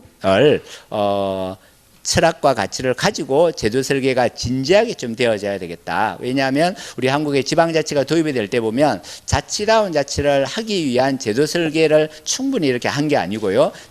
그 당시에 정치적인 필요라든지 다른 어떤 행정의 계획의 필요 때문에 이런 자치가 도입이 되어졌던 거죠. 그러니까 그렇게 되다 보니까 현재 저희들이 제대로 된 성숙한 민주주의를 하려고 이렇게 들여다보니까 너무 문제가 많더라라고 하는 거죠. 그런 관점에서 이 제도 설계자들의 이런 자치성과 민주주의 가치를 가지도록 해야 되겠다는 게 제가 마지막 결론입니다. 이상입니다. 친절하게 요약을 안 해줬으면 25분에 마치실 텐데 하여튼 감사합니다. 근데 역설적이네요. 지방자치를 하면 할수록 우리나라의 경우에서는 중앙정부에 대한 의존도가 높아진다. 이것은 결국 제도 설계가 잘못되어 있다. 탑단으로 잘못되어 있다. 지금 이제 많은 뭐 얘기들이 오가고 있습니다만은 이 점에 대해서 좀 앞으로 집중적으로 오늘 토론을 해보도록 하겠습니다. 그럼 우리 토론자 선생님들, 발제자 선생님들 전부 나와주시죠. 네. 지금까지 두 분 선생님들의 그 발제를 들었습니다. 많이 이제 배운 것을 알고 있습니다. 그래서 이제 토론을 좀 들어가겠는데요. 제가 원래는 한 10분 정도 드리려고 했는데 시간이 그렇게 여유로운 것 같지 않아서 한 7판불 정도를 드리는 걸로 하도록 하겠습니다. 그러면 오늘 토론자는 이 사계 전문가이신 네 분의 선생님을 모셨습니다. 여러 선생님들이 계시는 쪽에서 왼쪽 선부터 먼저 서울시립대 문상덕 교수님 보시겠습니다. 그다음에 경희대학의 최진원 교수님, 그다음에 또 중앙대학의 장혜영 교수님 모셨습니다. 그다음에 서울대학의 김주영 교수님 모셨습니다. 그러면 예정된 대로 한 7, 8분 정도 말씀해 주시고 여기 우리 나와 계신 여러 선생님들의 의견을 좀 또 듣고서 이 발제자 선생님의 의견을 나누는 식으로 이렇게 진행을 해보도록 하겠습니다. 그럼 이제 부탁드리겠습니다. 네. 예, 감사합니다. 방금 소개받은 서울시립대 법학전문대학원의 문상덕 교수라고 합니다. 오늘 김찬동 교수님, 그다음 전상직 회장님의 발표 먼저 잘 들었습니다. 주민자치를 향한 두 분의 열의와 열정을 새삼 느낄 수 있었고요. 그다음 아주 깊이 있는 그 발표 잘 좋은 공부가 됐습니다.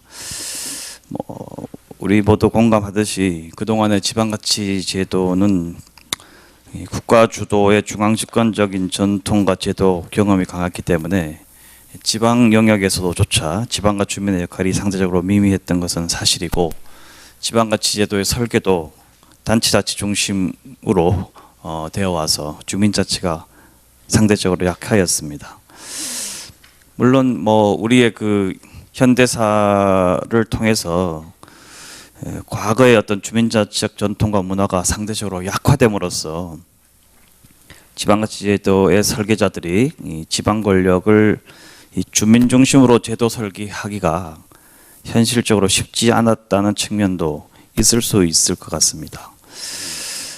하지만 우리 헌법은 지방자치를 제도적으로 보장하면서 그 의미가 국민주권의 기본 원리에서 출발하여 주권의 지역적 주체인 주민에 의한 자기통치를 실현할 것을 요구하는 것으로 생각됩니다.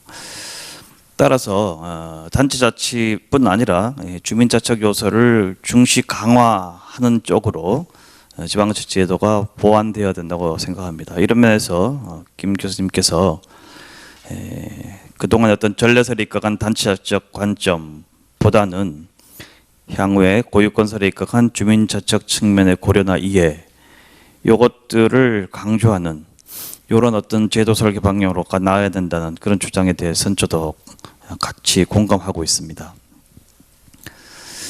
지금 그동안에 그 여러 그 학자들이라든가 혹은 사회단체, 학회의 노력 등으로 주민자치가 과거보다는 훨씬 더 많이 주장되고 논의되고 또 주민자치의 방향이 어느 정도 또 보이는 것도 사실입니다.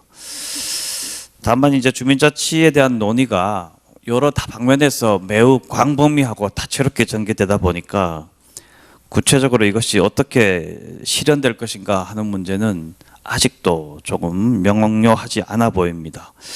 결국 관건은 이 주민자치 내지 주민자치 중심 교두보로서의 주민자치회, 이것을 어떻게 법률로서 법제화하고 그 법제화된 것을 기초로 해가지고 어떻게 구체적으로 구현해 가느냐, 여기에 지금 현 단계의 그 문제점이 있는 것으로 생각됩니다. 제가 법학을 하기 때문에 주로 이 법적 측면을 중심으로 좀 말씀을 드리고 싶은데요. 사실 주민자치회는 그동안에 지금 현재 전국적으로 있는 주민자치센터나 주민자치위원회, 이것은 사실 법률적 근거는 없습니다. 없고 그냥 각 지방자치단체가 정부의 표준조례에 맞춰서, 표준조례라는 건 원래 구속력이 없는 그냥 참조 사항 정도인데요. 여기에 맞춰서 각 지방자치단체가 조례로 임의로 만들어서 주민자치센터와 주민자치위원회를 설치 운영하고 있는 상태고요. 그다음에 제주도 같은 경우에는 이제 제주형 주민자치위원회, 주민자치센터가 있는데 명칭 같지만 그것은 제주특별법의 법률적 근거를 갖고 제주도의 조례에 의해서 구체화된 매우 공식화된 제도라고 할 수 있습니다. 조금 제주도는 예외적이고요. 그다음에 서울형 그 주민자치회 같은 경우에는 이제 서울시가 표준조례를 제시하면서 각 구가 이것을 조례로서 도입 운영하고 있는데, 사실 이것도 법률적 근거는 조금 약하지 않나 하는 생각은 있습니다. 현행 그 지방자치 분권 및 지방행정체제 개편에 관한 특별법, 요건 이제 현행법이고 약칭 지방분권법인데, 요 법률이 이제 27조부터 29조까지 3개조에서 주민자치회라는 것을 공식 그 규정하고 있는데, 여기에 이제 읍면동에 그 주민으로 구성되는 주민자치회를 둘 수 있다고 하면서 29조 3항에 주민자치회의 설치 시기나 구성, 제정된 주민자치회의 설치 및 운영에 필요한 사항은 따로 법률로 정한다, 이렇게 되어 있었습니다. 그리고 이제 행정안전부 장관으로 하여금 따로 법률로 정하기 전에 일종의 시범 실시를 할 수 있는 그런 근거 규정을 둬서 전국의 일부 지역에 이 주민자치회라는 이름의 이른바 시범 실시 제도가 운영되고 있었던 것입니다.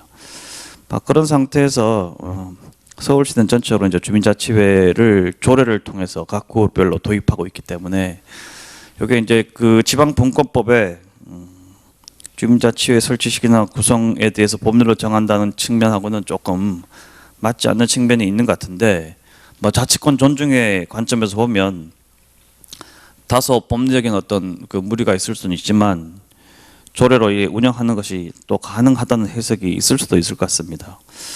어쨌든 지금 주민자치회가 주민자치의 그 중심 조직 내지 교두보라고 한다면 이것을 대한민국의 공식 법률로서 기본적인 제도 설계를 해내는 것이 필요할 것은 같습니다.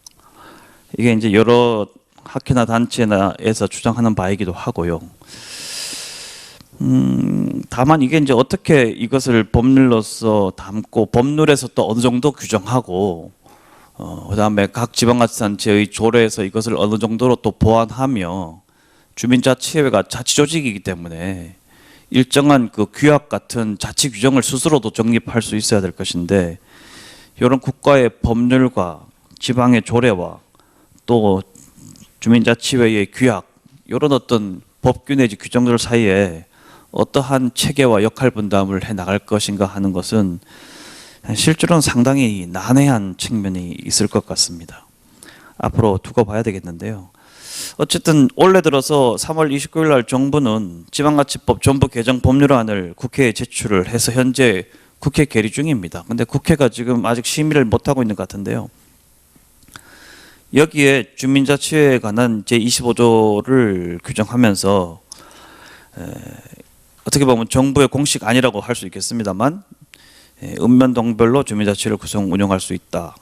조례로 정하는 바에 따라 주민자치회에 대표자 1명을 포함한 위원을 두되 위원은 주민자치회 회원 중에서 주민 대표성을 고려해서 주민자치회가 선정하고 명예직으로 한다. 뭐 등등의 규정을 두고 있습니다. 그래서 정부 안에 일단을 좀 볼 수 있고요. 만약에 이게 국회에서 수정 없이 통과된다면 이른바 공식적으로 주민자치회가 법률상 도입되는 상황이 될 수 있을 것 같습니다. 그러다 보니까 이 정부 개정안에 대해서는 여러 평가 내지 비판이 제기되고 있는 것도 사실입니다. 일단 이해를 조금 해보면 정부는 읍면동 단위의 주민자치회 설치를 예정하고 있는 것 같고요. 과거부터 계속 뭐 해오던 읍면동 단위를 지금 지속하자는 거고, 그다음 주민자치회에 회원이라는 말을 합니다. 회원 중에서 대표자와 위원을 두는 걸로 하고 있거든요. 그래서 회원 개념이 있고 또 주민자치회의 대표자와 위원 개념을 또 동시에 쓰고 있습니다. 이 회원이 읍면동에 주소를 가진 주민이 그냥 당연 다 회원이 되는 것인지 아니면 향후 각 지방의 조례나 자치회 규약에 따라서 이게 뭐 일정한 그 회원 자격이 부여되거나 혹은 회원 가입 절차를 별도로 규정해서 그 정하는 바에 따라서 회원이 되게 하겠다는 건지가 명료하지는 않습니다. 다만 어쨌든 주민자치회를 두고 대표자가 위원으로 구성되는 회의체 기구가 있다는 것은 조금 분명해 보이고요. 다만 앞에서 우리 교수님과 회장님이 말씀하시는 그런 총회를 염두에 두고 있는지는 법률 규정상으로는 또 명료하지 않은 것 같습니다. 다만 주민자치회 위원과는 별도의 주민자치회 회원을 얘기하고 있기 때문에 회원이 모두 모여서 회의를 하면 총회가 될 것인데 이것이 그냥 단순한 회의 방식을 얘기하는 건지 회의체 조직으로서의 총회를 얘기하는지 이런 것들이 다 선명하지는 않습니다. 그리고 그 회원 중에서 위원을 그 주민자치회가 선정한다고 했는데 이게 주민자치회가 지명이나 선출을 직접 할 수 있다는 건지 아니면은 조례나 규약으로 정하는 바에 따른 다양한 선정 방식, 경우에 따라서는 뭐 추첨제 같은 것까지 포함해서 이런 것들도 다 가능하다는 건지 등등도 명료하지 않아 보입니다. 아무튼 그 법률에서 이렇게 딱 부러지게 정하지 않는 것에 대해서 한편으로는 비판할 수도 있을 것 같습니다. 뭐 애매하다, 불분명하다. 국가의 태도가 뭐냐 이렇게 비판할 수도 있는데 또 한편으로는 그렇다면은 하위법규, 조례나 혹은 규약에서 조금 더 자율적으로 정할 수 있는 범위가 넓어질 수 있다는 측면에서는 주민자치조직에 대해서 국가가 법률로 너무 상세하게 획일적으로 규정하는 것도 좀 문제는 있거든요. 그런 측면에서는 또 이해할 수 있는 측면이 있는 것 같습니다. 얘기하실 게 많으실 것 같은데 벌써 10분이 됐네요. 아이고, 제가 그럼 뭐 한 2, 3분 안에 정리해 보도록 하겠습니다. 이게 법과 관련해서는 좀 얘기할 게 상대적으로 좀 많아져서 얘기가 조금 길어진 것 같습니다. 어쨌든 정부 법안에 대해서는 지금 국회 심의가 현재는 보류 상태이기 때문에 뭐 향후에 좀 더 지켜볼 필요는 있는 것 같고요. 그 과정에서 많은 그 제안과 협의가 깔려야 되지 않을까 생각합니다. 제가 두 분의 발표를 들으면서 뭐 부분적으로 지금 몇 가지 의문도 있고 해서 좀 써온 것도 있긴 합니다만은 그 시간 관계상 일단 그거는 생략을 하고 한 가지만 좀 의견과 질문을 드리고 싶습니다. 지금 방금 드린 것처럼 그 정부의 개정 법안에서는 주민총회를 명시적으로 규정하고 있지는 않습니다. 다만 이제 김 교수님께서는 총회제 민주주의를 말씀하셨고 또 회장님도 아마 주민총회를 전제로 해서 여러 가지 주장을 전개해 오시는 걸로 알고 있습니다. 이 총회라는 게 결국은 뭐 주민 전체 또는 회원 가입 절차가 있다면 가입된 회원 전체로 구성되는 하나의 그 최고 의사결정 기구가 될 것고, 총회가 이런 기구라면 위원으로 구성되는 그 대의 기구는 하나의 그 일상적이고 혹은 뭐 주요 어떤 의사결정과 집행을 하는 대의 기구의 역할을 하게 될 것인데, 총회가 이렇게 뭐 자주 열릴 수는 없더라 하더라도 가장 중요한 핵심적 의결 권능을 주민의 총의를 모아서 하게 되려면 이 총회의 소집이라든가 하는 것이 현실적으로 가능해야 될 것입니다. 그런데 이제 총회가 회원 수가 어떻게 이게 규모가 설정되냐에 따라서 상당수의 주민이 될 수 있고, 이 많은 사람들이 한 자리에 모여서 토론 의결을 하기 위해서는 여러 가지 뭐 물리적 설비나 기반뿐 아니라 이게 회의체로서 의결하기 위해서는 기본적으로 의사 정족수나 의결 정족수 같은 것들을 공식적으로 만족시켜야 될 것인데, 뭐 지방 시골하고 또 좀 달라서 대도시라든가 큰 규모 도시의 어떤 주민들의 도시 생활의 상황이라든가 전반적으로 주민들의 관심도 참여도가 높지 않을 수 있다는 것을 감안했을 때 이런 여러 가지 조건들을 만족시키면서 총회가 성립하고 실제로 운영될 수 있을지, 혹시 제도도 만들었는데 주민들의 참여와 관심 혹은 낮은 참여와 외변 속에서 회의 개최나 성원, 의결조차도 어렵거나 일부 활동가들을 중심으로 해서 그냥 파행적으로 운영될 가능성은 없을지, 이 대전제가 되는 총회 민주주의 제도 자체에 있어서 이런 현실적인 그 여러 가지 우려, 이런 것들에 대해서 어떻게 예상하시는지 한번 의견을 듣고 싶고요. 만약에 그 총회의 구성이라든가 운영이 실제로는 쉽지 않을 수 있다면 뭐 차선책으로 주민자치위원회를 비교적 상대적으로 대표성을 강화해서 다수로 구성해서 다수의 주민자치위원회로 구성되는 주민자치회가 주요 역할들을 하게 하는 것은 어떨지, 이 부분에 대해서도 한번 같이 아울러 의견을 구하고 싶습니다. 뭐 마무리하겠습니다. 그래서 뭐 주민자치가 시대적 대세인 것은 분명하고, 또 국가주도 단체자치 중심에서 지방주도 주민자치 중심으로 전환돼야 될 것은 뭐 그 이론의 여지가 없다고 생각합니다.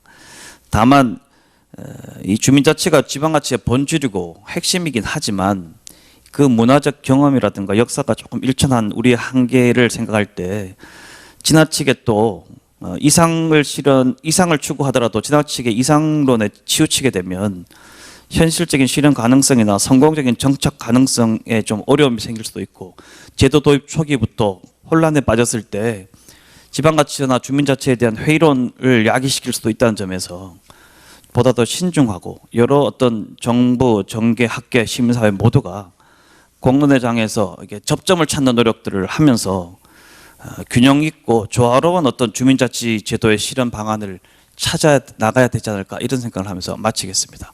감사합니다. 네, 문 선생님 고맙습니다. 두 번째 토론자로는 최진원 선생님을 모시겠습니다. 이제 제가 좀 어쩔 수 없이 7분이 지나면 소리를 좀 내야 되겠습니다. 예, 소개받은 경희대학교 최진원입니다. 오늘 이렇게 현장에서 SC는 현장 전문가들하고 그다음에 주민자치 운동을 펼치시고 있는 우리 전상직 회장님, 그리고 오늘 또 훌륭한 발표를 해주신 김찬동 교수님께 감사의 말씀을 드리고요. 어쨌든 전반적으로 저는 거의 100% 찬동을 합니다. 제가 부족한 부분을 이렇게 공부를 많이 하게 돼서 감사드리고요. 제가 뭐 이견보다는 궁금증을 중심으로 조금 질문을 드리도록 하겠습니다. 일단 제 시간 관계상 제 토론문은 77페이지부터 이렇게 되어 있습니다. 그래서 일단 여러 가지가 있는데 어쨌든 제 의견은 우리 김찬동 교수께서 뭐 일본 GHQ 사례라든가 아니면 GHQ 사례 이전에 시정촌 사례 그것이 어떻게 왜곡됐는지, 그다음에 그것을 한국이 어떻게 잘못되게 수용되어서 탑다운 방식으로 주민자치가 지방자치가 왜곡되었는지를 잘 지적해 주셨다고 생각이 듭니다. 저는 그것에 동의를 하고요. 다만 이제 이런 의문이 들어요. 한국도 마찬가지겠지만 일본도 마찬가지겠지만 그 주민자치, 지방자치가 잘 되고 있다는 미국의 타운 미팅이라든가 또 스위스 모델이 있는데 거기서는 잘 되는데 왜 그것이 일본이라든가 한국에 들어오면 잘 안 되는가, 이런 근본적인 질문을 갖고 있습니다. 그걸 몰라서 정말 그럴까 이런 생각이 듭니다.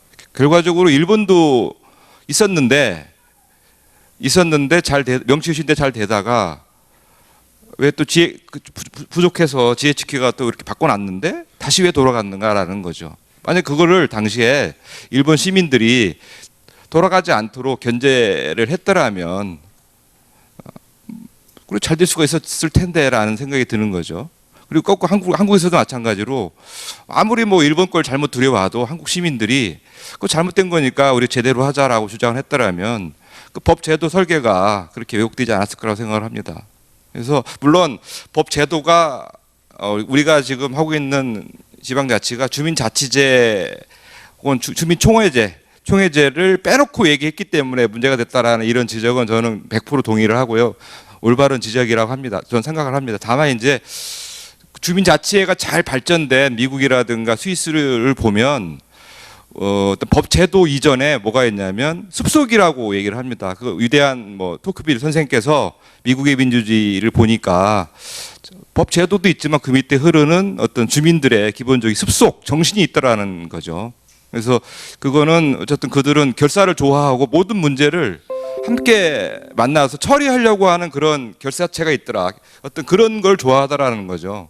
그런 습속이 없이 우리한테는 그게 없는데 아무리 법 제도를 갖다 놓은들 운영할 수 있는 우리 역량이 있을까, 이런 근본적인 회의가 듭니다. 그래서 법 제도라는 것을 조금 넓힐 필요가 있겠다는 생각이 들어요. 그래서 법 제도 밑에 흐르는 어떤 주민들의 습속, 우리의 습속에 대해서 조금 더 관찰을 하는 것이 필요하지 않을까, 이런 생각이 들어요. 그래서 우리가 이제 법제도 설계라는 것은 보통 학문적인 영역에서 제도주의라고 보통 얘기를 하는데, 제도주의에도 여러 가지가 있지만 역사적 제도주의죠. 한번 법 제도가 만들어지면 이게 오래 간다라는 거죠. 역행하지 않고. 근데 공교롭게 일본 왜 역행했냐는 거죠. 그죠? 한국도 마찬가지로 아니 조선시대 때 여러 가지 뭐 향약도 있었지만 여기 촌계라고 얘기했는데 그런 좋은 게 있었는데 왜 역행이 됐고 일본의 잘못된 걸 받아들였냐, 왜 그런 거에 대해서 저항하지 않았냐라는 거죠. 그러니까 뭔가 아무리 좋은 걸 두려도 이게 규례위지라고, 탱자가 뭐 회수를 넘으면 귤이 탱자가 된다는 그런 말씀이 있잖아요. 그러니까 아무리 좋은 게 들어와도 우리 습속으로 왜곡시키는 우리 DNA가 있다고 생각을 합니다. 이거를 얘기하지 않고 단순히 제도 설계 법제도 물론 그것도 좋지만 그거를 제대로 운영할 수 있는 우리의 기질 습속을 얘기하지 않고서는 이 문제가 뿌리를 내리기 힘들겠다, 이런 생각을 합니다. 그래서 저는 지금 텔레비에서 녹두꽃 하잖아요. 이런 드라마를 보면 오히려 사례가 그 어쨌든 그 동학 농민난이 일어나게 된 배경을 보면은 어쨌든 그 고부 군수 그들이 어떤 그 주렴 어쨌든 그 가렴주구를 일삼았고 어쨌든 그 어떤 군수 수령이라든가 아전들이 농간이 민중들을 착취했다라는 거잖아요. 그거에 분노해서 직강소를 설치를 한 거잖아요. 어쨌든 직강소란가 제가 볼 때는 지금 우리가 말하려고 하자는 주민총회 뭐 이런 게 아닐까, 타운 미팅이 핵심이 아닐까 저는 생각이 듭니다. 어쨌든 이런 것이 등장했었는데 왜 이게 사라졌는지, 사라질 수밖에 없었는지를 조금 사례로 들어주거나 또 직접적으로 외국의 사례를 들어준다면 일본이 실패한 이유가 도대체 정확히 뭔지, 왜 그런 건지, 꼭 반대로 미국 타운 미팅의 본고장인데 거기는 왜 이렇게 잘 되는지, 뭐 이런 걸 조금 법제도 설계 밑에 흐르는 우리 습속 문제를 조금 얘기를 해줘야 되지 않을까라는 게 제 근본적인 질문입니다. 여기까지 하겠습니다. 네. 잘하게 해주셔서 박수를 쳐드리겠습니다. 고맙습니다. 네, 안녕하십니까. 소개받은 중앙대학교 정치국제학과의 장혜영입니다. 아마 정치학자가 제가 유일할 것 같은데요. 여기에서. 그래서 오늘 그 주민자치와 관련을 해서 굉장히 사실은 드문 케이스라고 생각을 합니다. 정치학에서 굉장히 중요한 부분인 건 맞습니다. 지방자치라고 하는 부분이 굉장히 중요한 부분인데 상대적으로 지방자치에 대한 부분들이 정치학에서 접근하고 있는 최근의 부분들이 좀 달랐기 때문에 마치 정치학에서는 굉장히 많은 부분에 하지 않는 것으로 많은 선생님들이 생각을 하셨겠지만 정치학에서 굉장히 중요한 부분이 사실은 자치 부분은 맞습니다. 그래서 오늘 제가 말씀드리고자 하는 부분들은 어쩌면 조금은 불편하실 이야기가 될 수도 있지 않을까 좀 걱정을 좀 하면서 좀 말씀을 드리겠습니다. 제가 민주주의론을 강의를 하는데요. 민주주의를 강의하면서 맨 처음에 하는 이야기가 민주주의라고 하는 부분이 우리가 지금 알고 있는 민주주의와 2500년 전 고대 아테네에서 이야기하고 있었던 민주주의에 대한 큰 차이에 대한 얘기를 하면서 아리스토텔레스가 얘기했었던 6가지 정부 체제에 대한 얘기를 맨 먼저 합니다. 그리고 거기에서 최악의 것으로 아리스토텔레스가 얘기했었던 것은 바로 민주주의였습니다.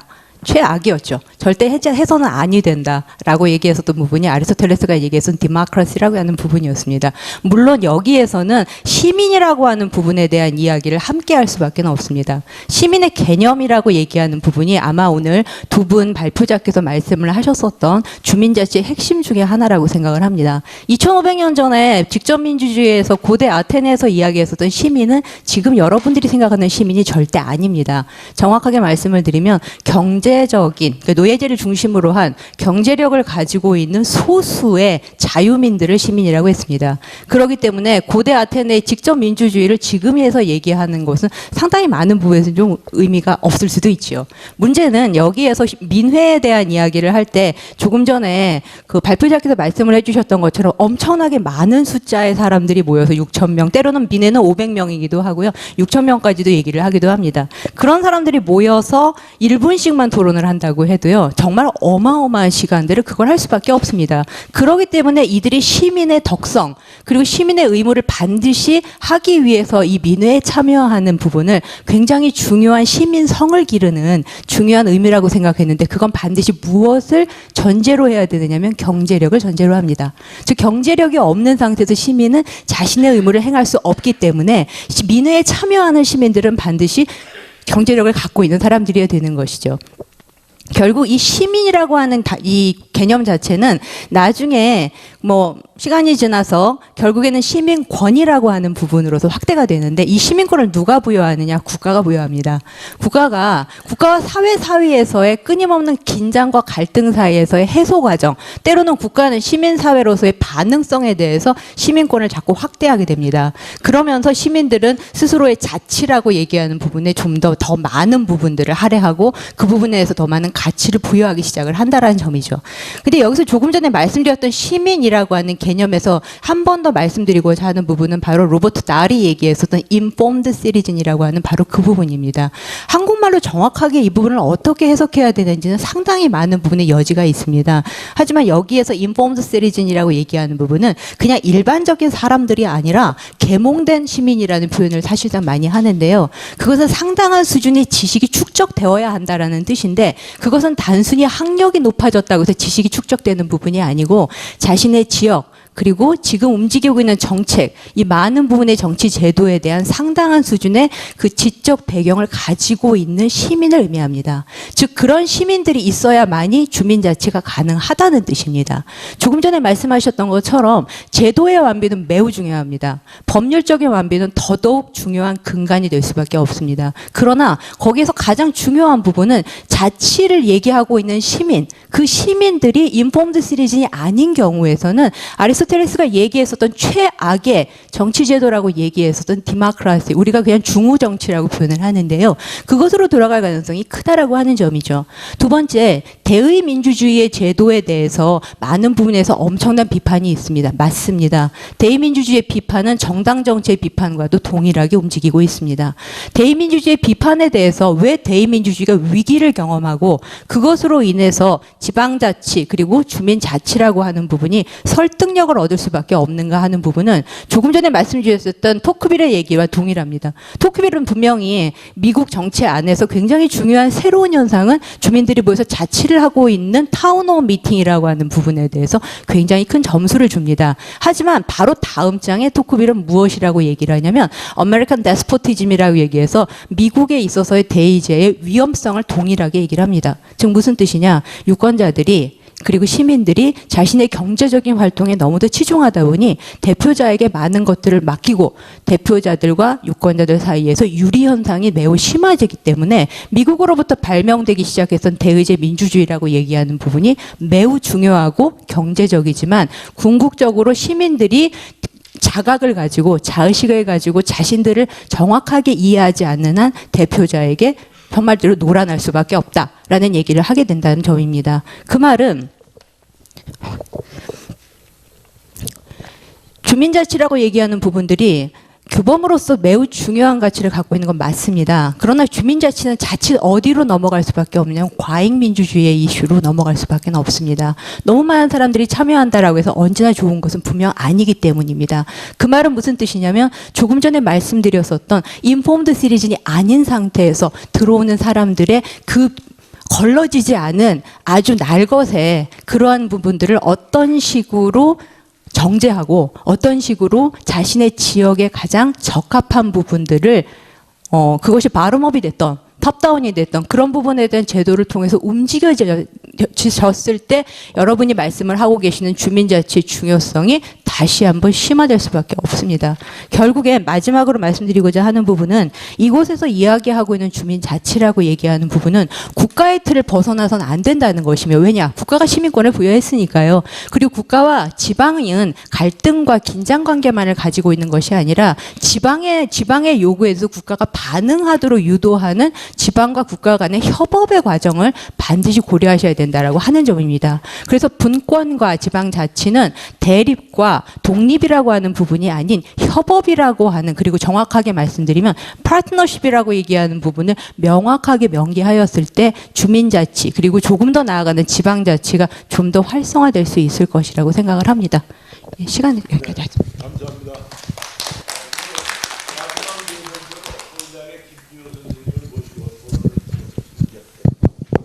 네, 감사합니다.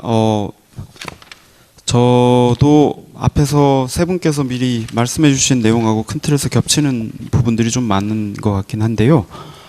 준비한 토론문이 있어서 그걸 보면서 잠깐 한두 가지 정도 덧붙이는 식으로 하면 아마 시간을 대체로 지킬 수 있지 않을까 싶습니다.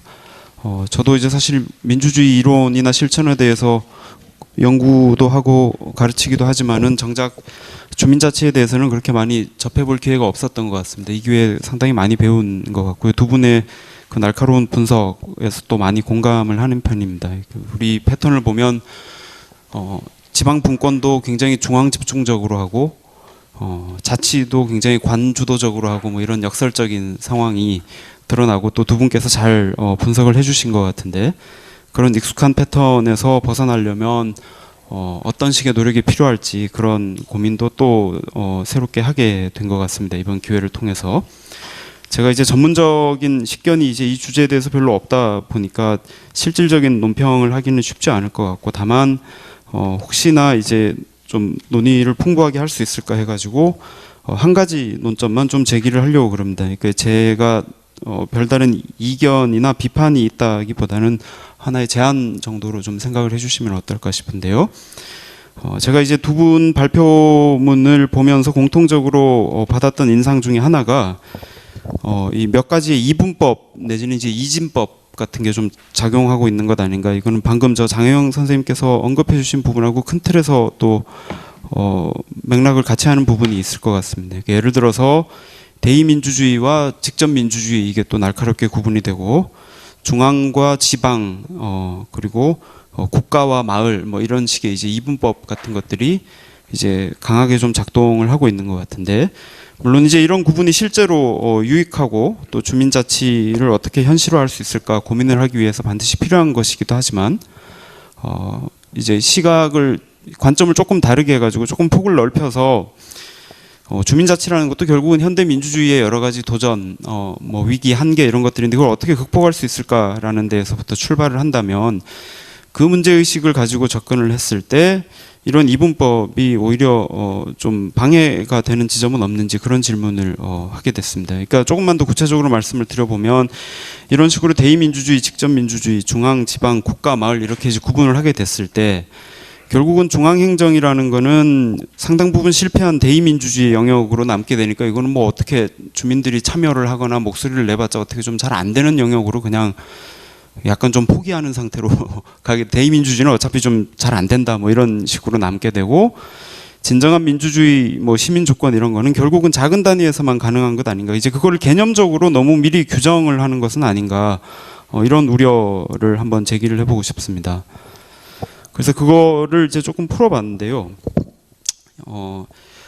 전상직 회장님께서 잘 정리를 해주신 것처럼 입법, 인사, 행정 이런 측면에서 자립성, 독립성을 갖추는 것이 중요하다는 지적에는 충분히 동의를 하지만, 여기 계시는 모든 분들이 잘 아시는 것처럼 오늘날의 정치나 행정에서 많은 문제, 난제가 있을 때 이것이 사안별로, 수위별로 중첩되어서, 그러니까 아주 작은 단위의 마을에서부터 시작을 해서 전 지구적인 것까지, 그러니까 일자리며 뭐 아니면 자잘한 생활, 환경의 문제 이런 것까지 전부 다 지방 단위에서부터 지금 이제 뭐 지구 세계 단위에까지 다 중첩돼서 여러 가지 복잡하게 얽혀 있다고 볼 수가 있을 것 같은데, 자율적인 마을 공동체의 역량이 잘 갖춰진다고 해서 그 단위에서 온전히 다룰 수 있는 사안이 얼마나 많을까, 오히려 예외적이고 소수적인 것은 아닌가. 이거는 이제 제가 그 냉소적으로 이제 하는 이야기는 아니고 이런 부분들에 대해서 좀 같이 고민을 할 필요가 있지 않나, 이런 생각입니다. 그러니까 뭐 환경 문제 같은 것도 그렇고요. 아니면 이제 거시적인 뭐 경제 문제라든지 국가 정책의 문제라든지 이런 것들과 우리가 일상생활에서 1인칭적으로 마주치는 문제들이 다 복잡하게 이제 얽혀 있을 텐데, 그거를 대의제, 직접민주주의, 중앙지방, 국가, 마을 뭐 이렇게 이제 구분해서 각자의 자리를 찾아주는 방식으로 가다 보면 좀 더 큰 시야를 놓칠 수도 있지 않을까, 뭐 그렇게도 한번 말씀드려볼 수 있을 것 같습니다.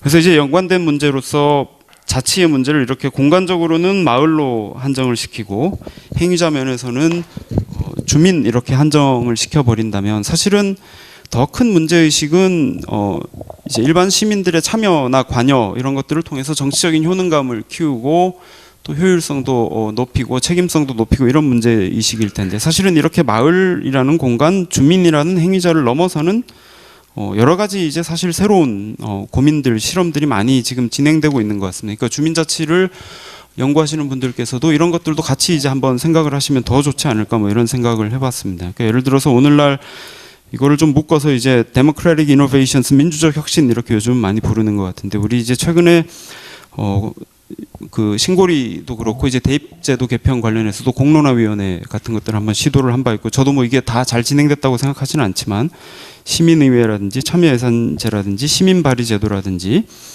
여러 가지 이제 새로운 실험들이 제기가 되고 있는데, 이거는 어떻게 보면 마을이라는 공간, 주민이라는 행위자에 국한된다고 보기는 힘들 것 같습니다.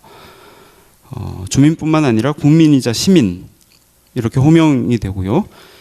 이렇게 적용되는 단위에서도 국가에 이르기까지 굉장히 큰 틀에서도 같이 생각을 할 텐데 이제 이런 것들을 같이 놓고 생각을 한다면 어떻게 하면 중앙의 입김이나 영향력으로부터 지방을 지켜낼 것인가 이제 이 고민뿐만이 아니라 이렇게 좀 더 복잡하고 큰 문제일 수도 있을 텐데 그리고 직접 참여를 한다고 해가지고 뭐 반드시 달라지는 건 아니죠. 사실 이제 신고리 같은 경우도 그렇고 대입 개편위원회 같은 경우도 그게 이제 큰 정책적인 변화를 갖고 왔다고 보기는 힘든 지점이 많이 있는데 그렇더라도 주민들의 직접적인 생활의 반경을 넘어서는 중요한 의제들이 있고 그게 주민들의 삶에 직접적인 영향을 당연히 미친다고 봐야 되는데 교육 정책 같은 게 이제 대부분 대표적으로 그런 거죠. 그러니까 마을에서 어떻게 할 수 없는 부분이 대부분인 거죠. 이제 그런 것들은 그런 문제들에 대해서 시민으로서 관여하고 참여하는 통로를 이제 어떻게 확보할 것인가.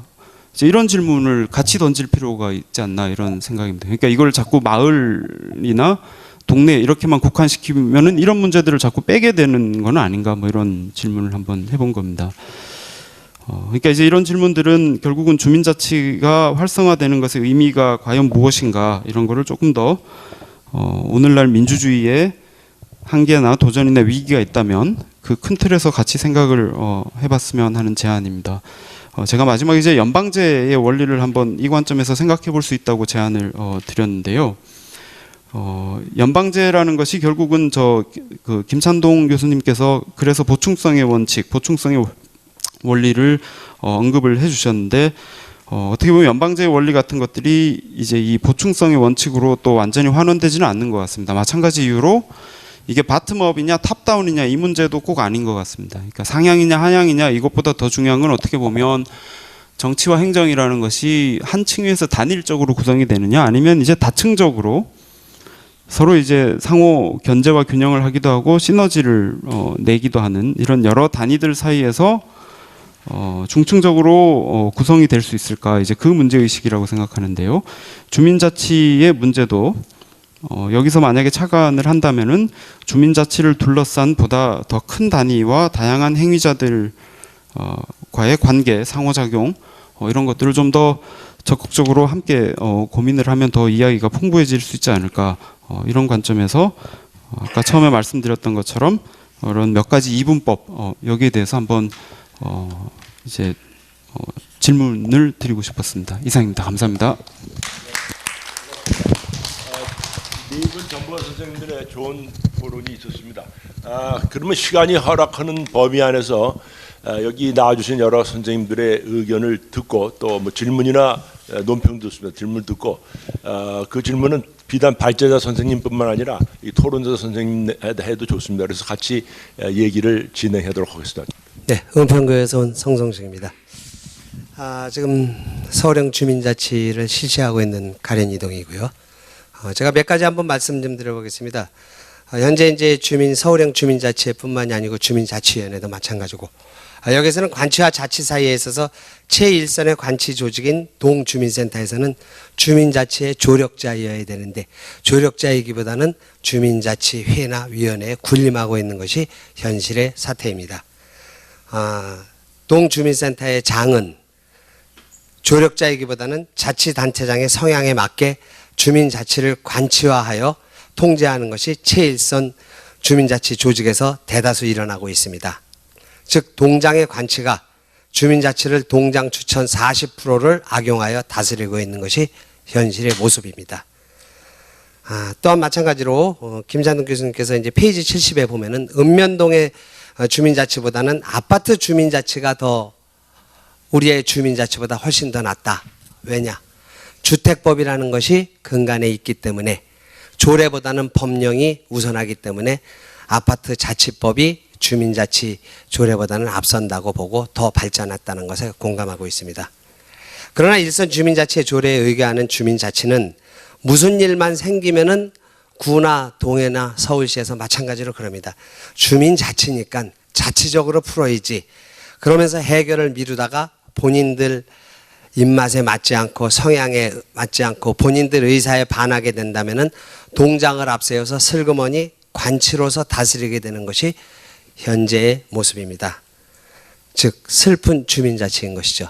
제가 여기서 한번 여쭤보겠습니다. 서울시나 구는 무슨 일이 생기면은 조례에 의해서 조례이기 때문에 이렇게 말씀하십니다. 그럼 조례를 위반하면은 건축법 조례라든지 무슨 조례라든지 다 위반하면 법령에 의거하여서 뭐 벌과금을 매긴다든지 조정을 한다든지 시행을 하고 있습니다. 그러나 주민자치 조례 위반 시에는 처벌이 어떻게 되는가? 처리를 해본 적이 없어요. 자치니까 자치적으로 하세요 그래요. 그리고 주민이 잘못되면은 요거는 조례가 이렇기 때문에 안 됩니다 하는 것이 현재의 모습입니다. 즉 법률과 조례 사이에서 가장 미미한 의미 없는 조례가 주민자치 조례가 아닌가 이런 생각이 듭니다. 실제로 주민자치 조례 위반에 대해서 서울시에 질의를 했습니다. 구청으로 다시 내려옵니다. 구청의 구 주무관이 일개 주무관이 본인의 자의적인 해석으로 하는 것이 많습니다. 이것에 대해서 제가 한번 좀 여러분들의 의견을 들어보고 싶고요. 그리고 페이지 80에 보면은 최진원 교수님께서 80과 81에 혹시 여러분들 안 보셨기 때문에 제가 말씀드립니다.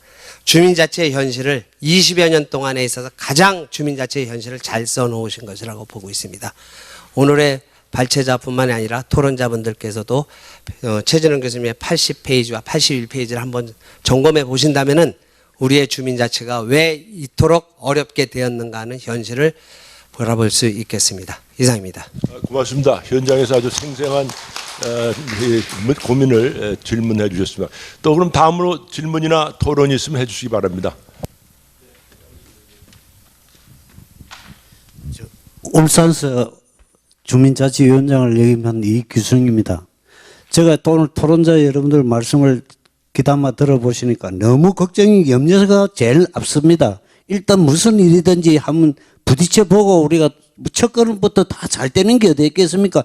점점 고쳐 나가고 또 수정해 나가면은 다 앞으로 자치도 우리 주민들 중에서도 훌륭한 사람도 많이 있습니다. 그런데 너무 토론자께서도 전부 걱정만 많이 하시고 그렇게 하시니까 정말 염려스럽습니다.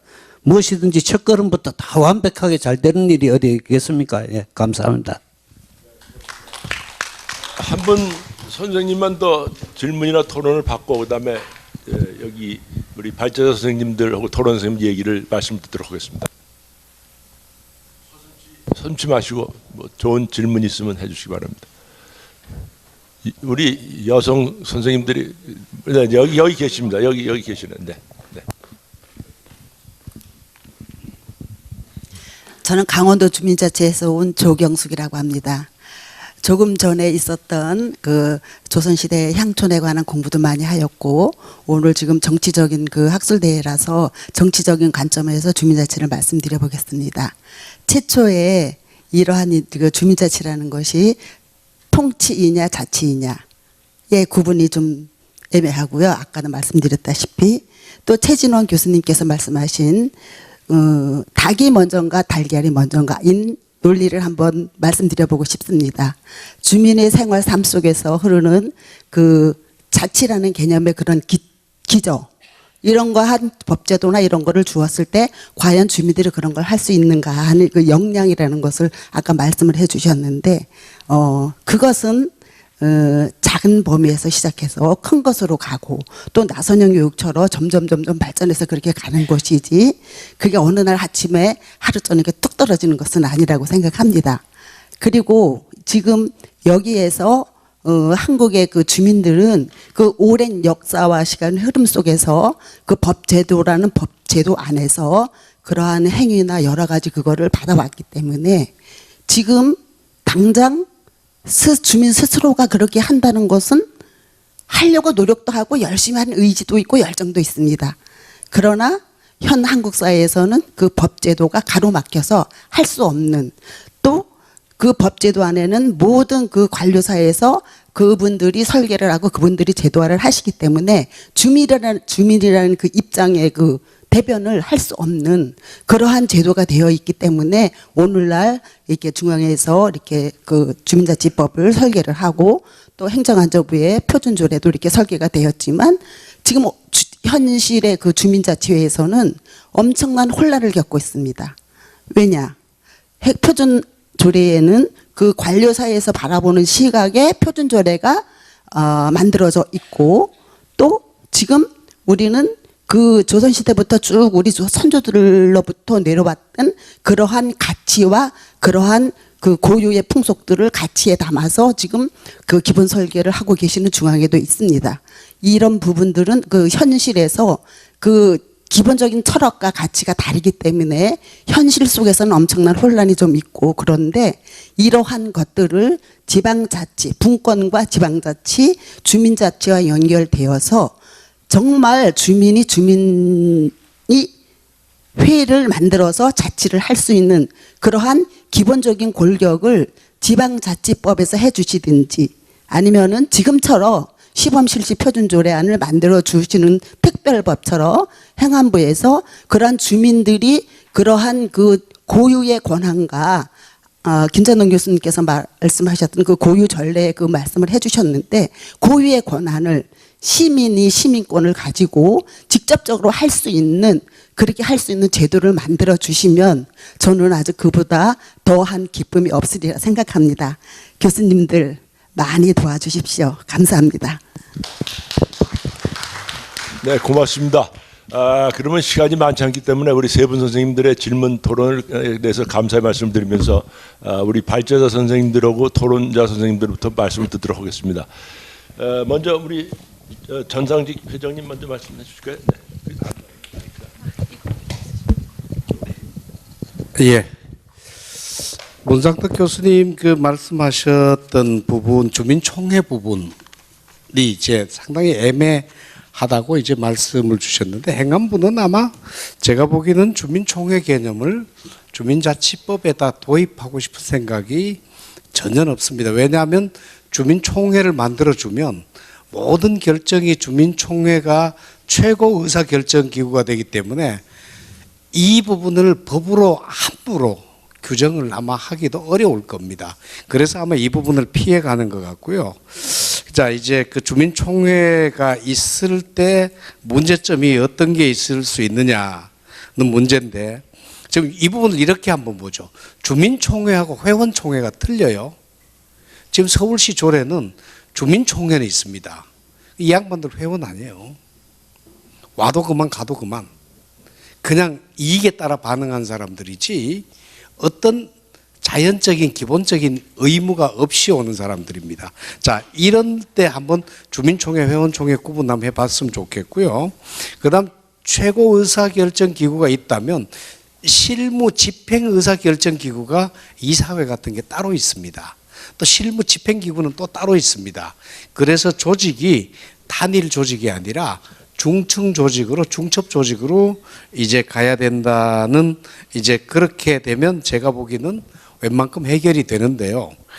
여러 군데서 이제 제기됐던 문제가 이제 어떤 문제냐면, 그 이제 주민자치회가 과연 역량이 있느냐는 문제입니다. 아까 이제 그 장영 교수님 말씀하셨던 다알이 지적했던 시민 문제, 계몽된 시민 문제인데, 이거 가지고 토론회를 한 10년 전에 상당히 심각하게 했는데, 이때 저는 주장을 어떻게 했냐면, 있는 사람을 시민으로 끌어올리는 걸 자꾸 생각하지 말고 시민이 좀 주민 밑으로 생활 속으로 내려오면 안 되겠느냐. 그럼 내려온다면 어떻게 할 거냐 하는 문제인데, 이렇습니다. 만일 서울시 전체의 일을 가지고 하라 그러면 정말 서울시 차원의 일을 다루려면 계몽된 시민이 아니면 전혀 못합니다. 아마 종로구도 그럴 것 같고요. 동정도도 그럴 것 같은데, 이게 조금 더 내려가서 인구가 한 2,000명 정도, 통을 한 두세 개 합한 정도 2,000명 정도 내려가면 그렇게 많이 계몽되지 않아도, 또 무슨 탁월한 능력이 없어도 그 정도 수준의 일은 능히 처리를 해낼 수가 있거든요. 그래서 거기서 이제 발휘되는 이제 그런 것들을, 거기서 능력을 발휘할 수 있도록 만드는 게 저는 주민자치제도라고 봅니다. 주민들 수준에서 할 수 있는 일을 이제 한다면 저는 별 문제가 없다고 보고요. 이제 이게 읍면동보다 지금 현재는 읍면동 계층에 동장이 있는 데다가 주민자치회를 만들어 놓으면, 주민자치회는 뭐를 하려고 그러면 동장을 타넘어가야 됩니다. 동장이 10여 명 되는 직원들 데리고 또 그 많은 자원들 가지고 주민자치회 못하게 하면 전혀 못합니다. 그런데 동장을 타 넘어가야 되는데 현실적으로 읍면동에 주민자치회 만들면 동장을 타 넘어갈 수가 없습니다. 무보수 명예직으로 한 달에 한 번 회의하는 걸로 안 됩니다. 자, 그러면 이제 이걸 밑으로 내려올라 그러니까 통리장이 이미 차지하고 있습니다. 일본은 없애버린 제도가 있습니다. 자, 이 문제와 또 주민자치가 정면으로 충돌합니다. 상당히 문제. 그래서 계층을 어디다 설치할 거냐, 또 읍면동에다 할 거냐, 통리에다 할 거냐, 아니면 반에다 할 거냐는 문제 하나. 그다음 규모를 지역 규모로 봤을 때 얼마 정도로 할 거냐, 인구 규모로 봤을 때 얼마 정도로 해야 현재 살고 있는 주민들이 충분히 감당할 수 있는 주민자치회가 될 것인가. 이 설계가 되게 중요한데 이 설계하는 기미가 자치분권위원회에도 없고요. 저기 행안부에도 전혀 없습니다. 읍면동에 한다. 아주 무식하게 들이밀고 끝내버립니다. 이게 상당히 큰 문제고요. 그다음에 이제 최진영 교수님 정말 좋은 말씀해 주셨는데 주민자치는 지금 현재 한국의 주민자치는 주민자치의 펀더멘탈이 완전히 파괴가 됐습니다. 일제가 없애버린 데다가 산업화 시기 때 많이 더 없어졌고요. 민주화 때도 주민자치는 이거 신경 안 썼습니다. 자, 이런 상황에서 주민자치의 펀더멘탈이 완전히 부서졌기 때문에 현재 이제 주민자치 정책을 만들려 그러면 펀더멘탈을 건설해가면서 주민자치의 현실적인 일도 해야 되는 이중의 그 과제를 안지 않을 수 없습니다. 박정희 대통령 때 늘 듣던 얘기들이 일하면서 싸우고 싸우면서 일하듯이 이중적인 어떤 걸 하지 않으면 안 되는, 선생님 이해가시죠? 네. 예, 그렇게 해야 되는데 그걸 저는 압축적인 정책이라고 보고 이런 정책을 한번 만들어 보자고 옛날에 안희정 지사한테도 했고 아까 원희룡 지사한테도 얘기했고 이시용 지사한테도 얘기했고 권영진 시장한테도 얘기했고 다 얘기했는데 이분들이 하겠습니다 그러고 뒤돌아서서는 한 분도 안 하신다는 거 이제 좀 말씀드리고 싶고요. 그다음 이제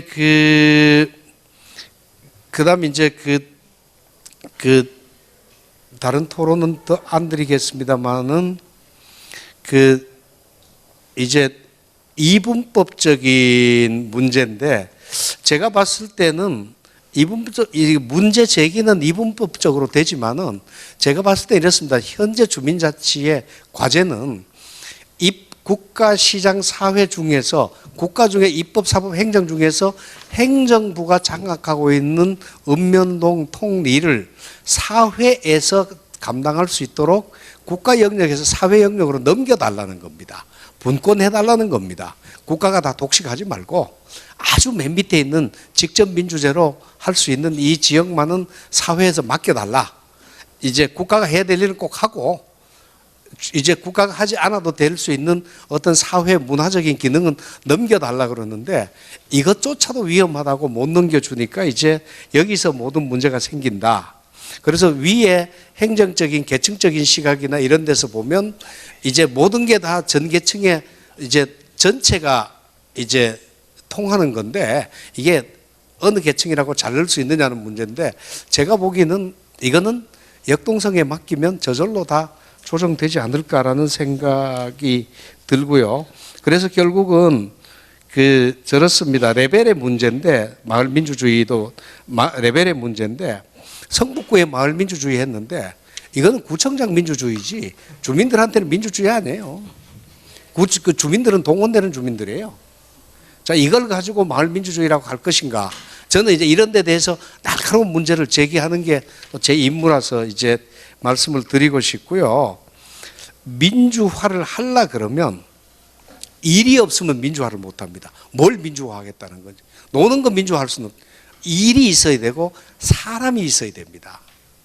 그러니까 사람을 잡아 쥐거나 일을 쥐어버리면 안 되는데 이게 지금 분권이 안 돼 있다는 말씀을 드리고 싶고요. 민주화를 하려 그러면 일을 분권해주고 사람도 분권해줘라. 간섭하지 말아달라.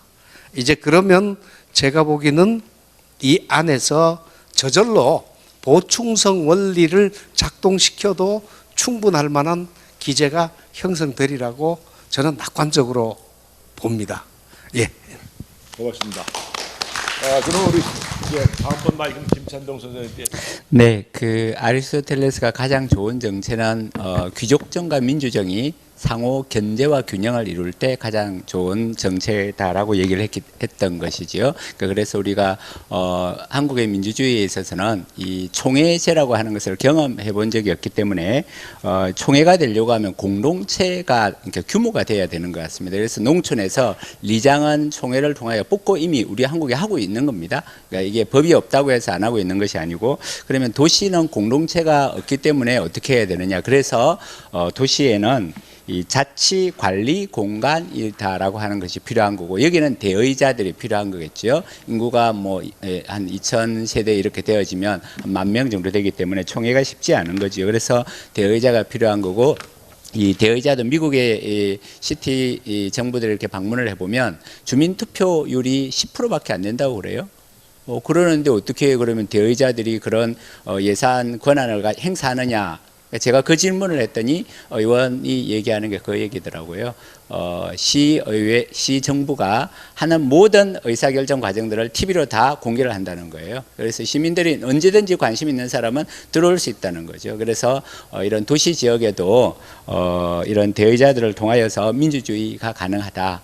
그래서 우리가 한국은 워낙 이렇게 중앙 집권적인 이런 구조 속에 있었기 때문에 어느 방향을 나아갈 거냐 하는 점에서 주민자치 방향으로 반드시 나아가야 된다. 여러 어려움들이 있지만 가야 된다라고 하는 것이고, 일본 같은 경우에도 왜 그러면 일본은 그렇게 거꾸로 갔냐라고 하는 것이지요. 그래서 여러분들이 필요한 것 같습니다. 네, 고맙습니다. 우리 토론자 선생님들께서도 네. 간단히 좀 해주시죠. 뭐 일단 오셨는데 하시죠. 네, 네 하시죠. 네.